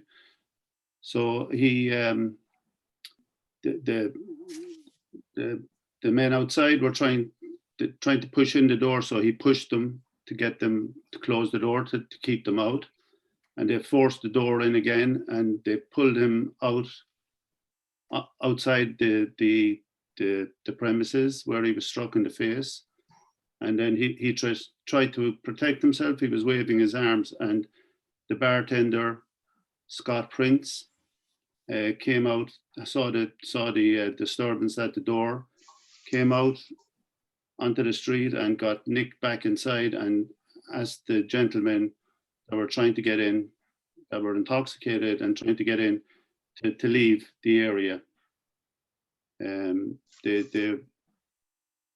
They stayed outside, and they were got into some other arguments with other people, and Scott again went out to them and asked them to please leave and go, because he was going to call the police. And at that stage they left the area, so he didn't call the police because they had left the area at that stage. And is some of this, was some of this captured on video from the licensed premise? Yes, we have some of it, yeah, and from the pizza shop next door also has have some of these people fighting outside on the street with just people that were walking up and down. And we can provide that to the licensing board? Yes. Make sure that that's provided, Attorney Green. Mr. Walsh, just as a last question, do you feel as though your staff and employees did the right thing in the circumstances? Yes. And the board may have some questions for you. Just hold on, please. Thank you, Attorney Quilty. Chairman Joyce, any questions? I don't have any questions. Commissioner Kern or Commissioner Saxon, any questions? For the video, thank you. None for me. Thank you. Thank you all. Thank you. And Detective Diaz, when you are able to, please send that supplemental report. We'll make sure we share it with the licensee, and also to Attorney Quilty, please provide us with the supporting documentation as well. We'll make sure to do that. Thank you. Thank you. Board will Thanks, take Aaron. this under advisement. Thank you. Calling item number 8, Stretford End Inc. doing business as Brighton Music Hall located at 158 Brighton Ave in Alston. Date of the incident, February 5th, 2022. Unconscious patron intoxication in violation of Mass General Laws, Chapter 138, Section 64. Who is present on behalf of the licensee? Once again, Attorney Green, Dennis Quilty, attorney representing the licensee. With me this morning is Bill Guerra. And I believe I saw Joe Dunn earlier, but Mr. Guerra is the lead witness, and Mr. Dunn is with us as well, both of the establishment. Morning.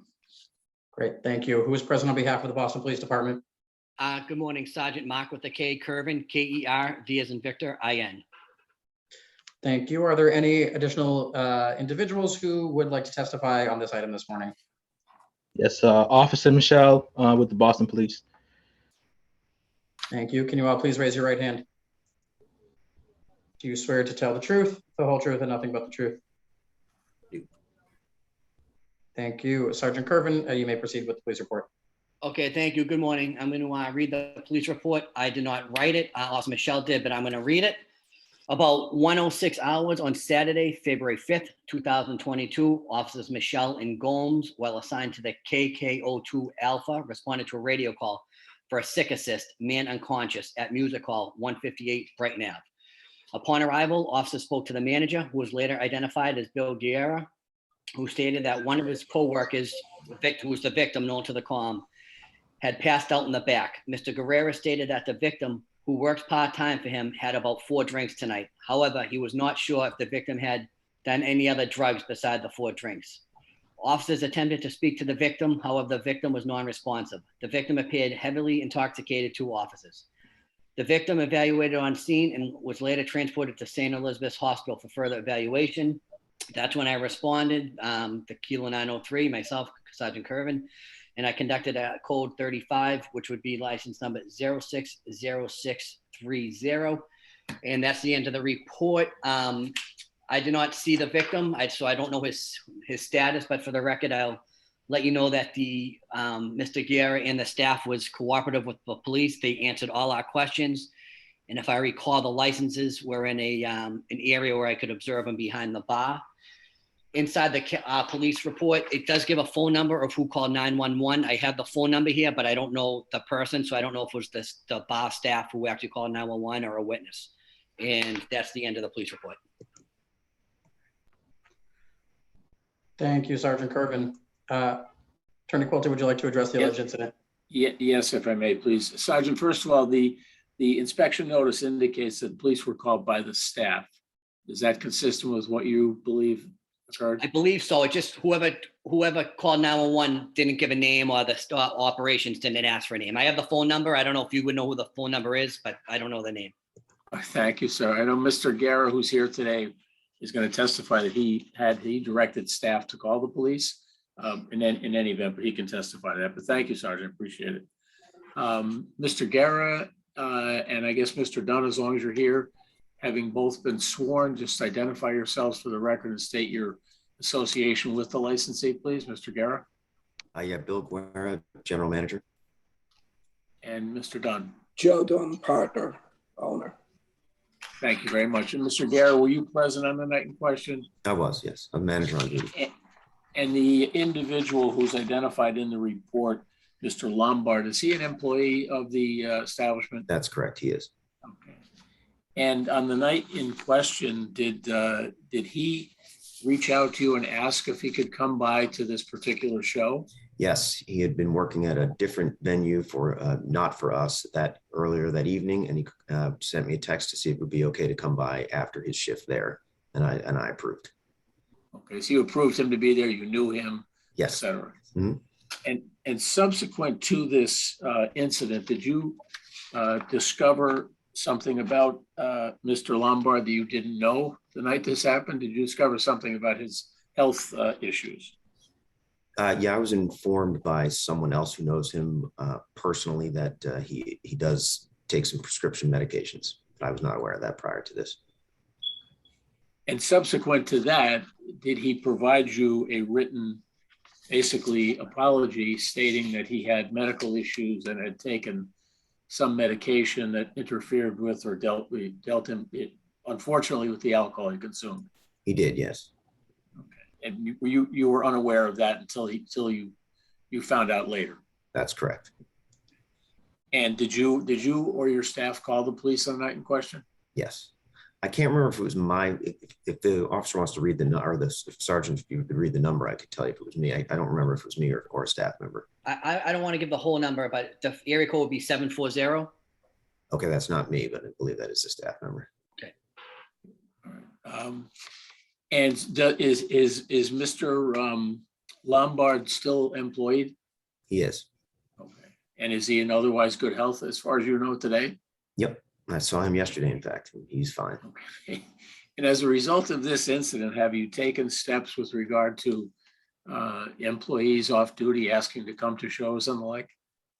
We just reiterated our policy that, it is okay to ask permission to come to an event if you're not working that night. And we do ask that if you do attend, you ask approval to consume alcohol.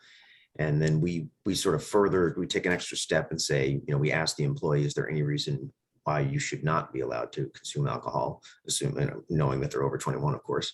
And we can't obviously force any disclosure in terms of medical conditions or so forth, but we trust that our employees will tell us the truth in those circumstances. And in the instance concerning Mr. Lombard, you had no knowledge of his medical condition on the night you allowed him to come in and have a drink? No, I did not. Okay. Thank you, sir. And just for the board's records, we will provide you that writing that Mr. Lombard sent to Mr. Garrett, dated April 30th. And it speaks to what happened on the night in question and his medical condition. provide that to the board. Thank you, Attorney Quilty. And there is an additional report we have from Sergeant Detective Gallagher from when they went to serve them. Were you provided with that, Attorney Quilty? No, but I have, I said, all I have is the inspection notice. Okay.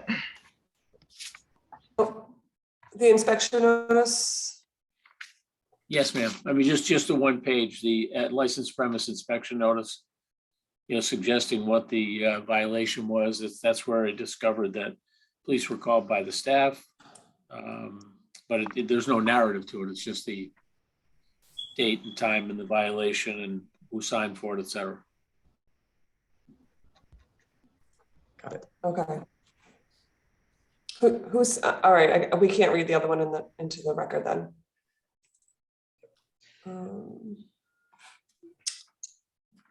Is it, let me see. Sergeant Gallagher, are you here still? Yes, ma'am. The report was very simple. I just couldn't get anyone to sign for the notice of the hearing when we were there.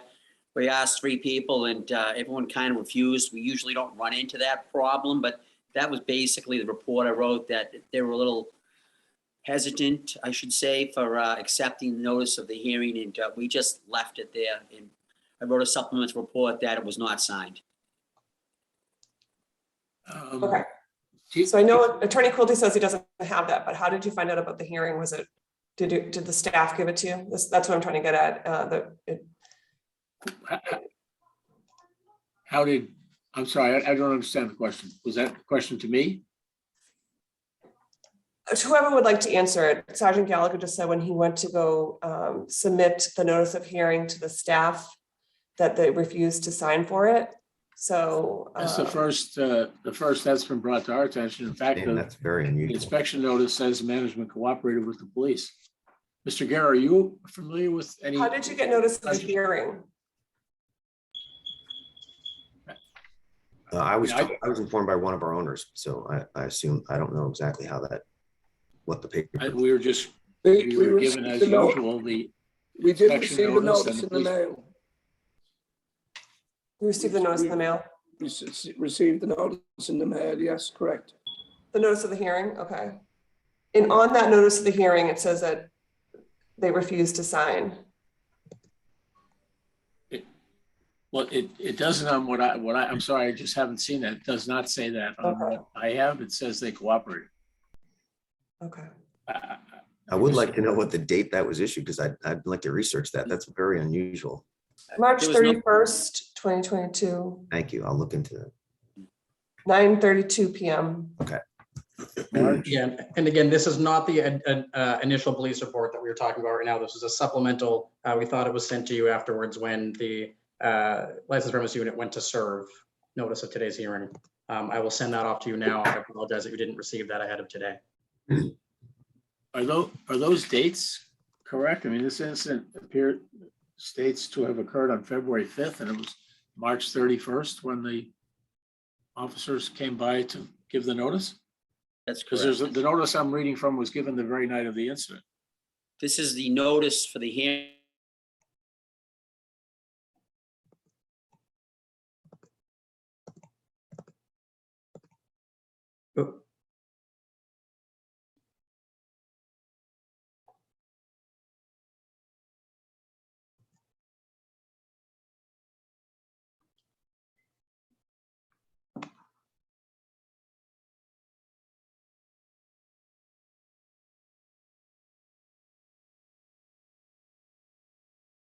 Yeah, we're back. This meeting is being recorded. Back. So, Madam Chairman, whether you missed that, but I just suggested we will find out what happened and give a full report to the board. This is highly unusual for a business operated by these individuals. Thank you. I apologize. I think my computer just shut down and then automatically started. As did mine. I think something happened with the City Hall Wi-Fi, frankly, but we are now back. Great. All right. So again, Mr. Guerra is going to review, and Mr. Dunn will review the employment records for the date in question, determine what occurred, who was there, and we'll give a full report to the board. Thank you. I'll make sure you have that additional report as well, so you know what we are talking about. With that, Chairwoman Joyce, do you have any questions on the initial report? I have no questions. Thank you. Commissioner Saxon, any questions? No questions, thank you. Commissioner Curran, any questions? Nothing further. Thank you. Thank you. The board will take this matter under Thank you. advisement. Thank you. Thank you all.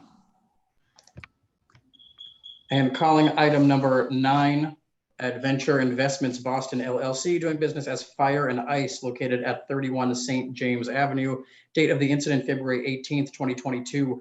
Persons under 21 in possession of alcohol on premise in violation of Mass General Laws, Chapter 138, Section 34A, 34C, and 6464A, and blocked fire exit in violation of Mass General Laws, Chapter 138, Section 64, and Board's Rule 1.06A.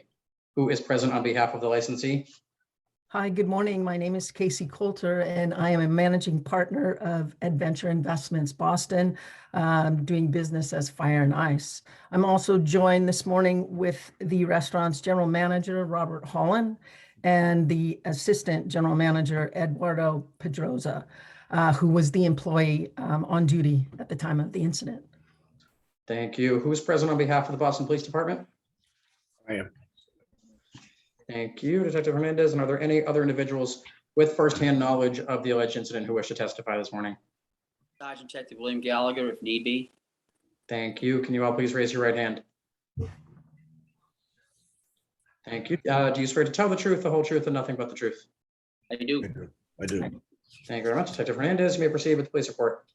Good morning. I'll be reading from a police report which I authored on Friday, February 18, 2022. Sergeant Detective William Gallagher and Detective Eddie Hernandez assigned to the BPD licensed premise unit conducted a licensed premise inspection of Fire and Ice located at 205 Berkeley Street in Boston.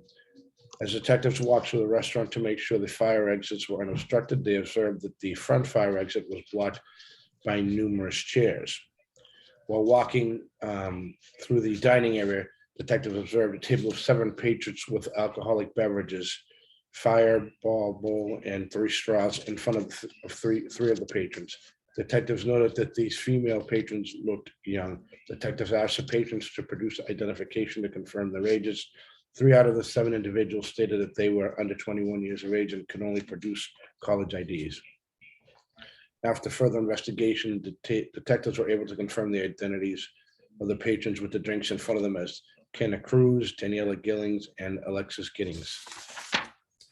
Detectives asked these patrons how they obtained the drink they had in front of them. The underage patrons stated that they didn't order the drink or they did not consume any of the beverage. Detective Hernandez explained to the patrons he had observed the 3 patrons drinking from the bowl prior to approaching the table. It should be noted that at this point, one of the other patrons at the table, Miss Michaela Wright, informed detectives that she ordered the mixed drink bowl. Ms. Wright then stated that after she had some of the beverage, she passed it down to the end of the table where the 3 underage patrons were. The 3 underage individuals summoned into court will be summoned into court for persons under 21 in possession of alcohol. Ms. Wright will be summoned into court for procuring alcohol for a person under 21 years of age. Detectives brought this to the attention of the person in charge, Mr. Eduardo Pedroza. As a result of what detectives observed, Sergeant Detective Gallagher issued license premise inspection notice 060957 for blocked fire exit with chairs and persons under 21 years old in possession of alcohol on premise. Mr. Pedroza signed for and accepted the notice. So, Thank you, Detective. Ms. Coulter, would you like to address the alleged incident? Yes, please. Thank you for hearing us this morning. We have rectified as far as the chairs blocking the fire exit. We've removed those and made that change. Sorry for that oversight. With respect to the underage drinking, I'm going to actually have our general manager review what happened that night at the restaurant, and then maybe we can, and then I can respond after that. Thank you. You may proceed. So from what I'm aware of from speaking with my assistant general manager, Eduardo, is that the underage patrons were not served the drink, that the 2 that were of age were served the beverage. and it is a shareable bowl cocktail. And after that is when they had passed the drink down to the other girls. And at that point, it's when they were observed drinking the beverage. Yes. As for chairs, we do a lot of larger parties, and that location is where the chairs were is right next to the elevator. So the chairs were being brought over to the location so they could be brought down in the elevator to be stored in the basement. They're not stored there permanently. I just have, and Eduardo, the night, were all of the patrons there, were they all carded or asked for IDs by the bartender that evening? Yeah, when I talked to Andres, the server, he said that whoever asked for the drinks, they were carded. So yeah, the person who asked for the drinks, they were like over 21 to drink, so they were okay. But the time I was there, I didn't see anything because I was at the host stand, talked to one of the office. And then when I came back to the table, one of the detectives said that drink was moved down to the table, but I didn't see anybody drink. And I asked the girls if they were carded. I also asked Andre, did you card them? He said yes. So that's what I got.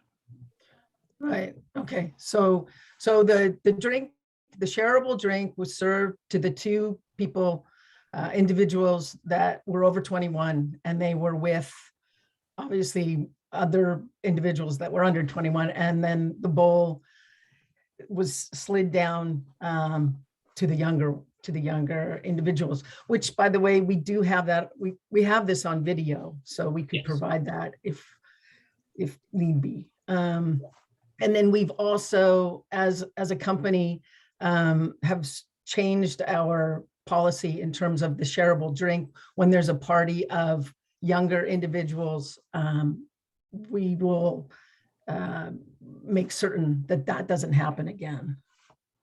Yeah, we're no longer serving the shareable beverage to a table where not all of the patrons are of 21 years of age. Thank you very much. Chairwoman Joyce, do you have any questions? I have no questions at this time, thanks. Thank you. Commissioner Saxon, any questions? None from me, thank you. Commissioner Carn, any questions? None from me either. Thank you. Thank you very much. The board will take this under advisement. Thank you. Thank you. Thank you. We're going to take a second call for item number 2, Tavern in the Square, Causeway Street LLC. Is there anybody here present from Tavern in the Square? Yes, I am. Sorry, members of the board. I apologize. This is Sal Gisamondo. I'm manager of record. Great, thank you very much. The police report has already been read into the record, but I will swear you in. But first, I will just ask, are there any other individuals with firsthand knowledge of this event who would like to testify today? No. Okay, Mr. Gisamondo, can you please raise your right hand? Do you swear to tell the truth, the whole truth, and nothing but the truth? I do. Thank you. The police report has already been read into the record. Would you like to address the alleged incident that's the subject of today's hearing? Yes, thank you. Pardon my voice. Sorry, I'm fighting a little bit of a cold here. So I'm doing my best. I do have 2 different reports written by my management team, as well as I had a follow-up. I don't know if Detective McDonough is on the call, but I did email some things to Detective McDonough, which I will add as well. The biggest thing from the report that I have is our security team was doing their normal walkthroughs through the bar. The security team noted, he did notice the table. It looked like it was the table in question, I should say. It was 2 gentlemen and a female. One of the gentlemen had his hand on the other female's hand. So he thought there was nothing, it was 2 friends and a female sitting at a table. He said as he walked, there was no arguing, no loud voices. As he walked past the table a little bit further towards the table, towards the front door, he then heard a commotion, which he turned around, and that's when he had saw one of the gentlemen laying on the ground. Said it happened in a matter of seconds, and the server that was just 2 tables over said that there was no, she thought they were friends as well. There was no argument and no commotion, anything that would cause otherwise. It was a typical post-game crowd at the location. As far as just bringing up that email I sent to Detective McDonough, I did review the footage as well as the credit card that was on the table for the person that punched the other patron. And I was able to find the person's personal information. And I did send that to Detective McDonough along with the photos of him in the bar, as well as a photo of him exiting the bar right after the incident. Great, thank you very much. We have not received that. If you could send that to the board as well, that would be very helpful. I'll ask if the board has any questions. Sergeant Crossan is also still with us. Chairman Joyce, do you have any questions? I don't. I'll just wait to see the internal incident reports that are sent to us. Thank you. Thank you. Commissioner Saxon, any questions? No questions for me. Thank you. Commissioner Curran, any questions? Nothing for me. Thank you. Thank you. And Mr. Desmondo, you can just send that directly to licensingboard@boston.gov. We'll make sure it's shared with the commissioners here. Thank you very much. I apologize again for my tardiness. Thank you for making it here. And the board will take this matter under advisement. And those are all of the items before the board today. Thank you, everybody.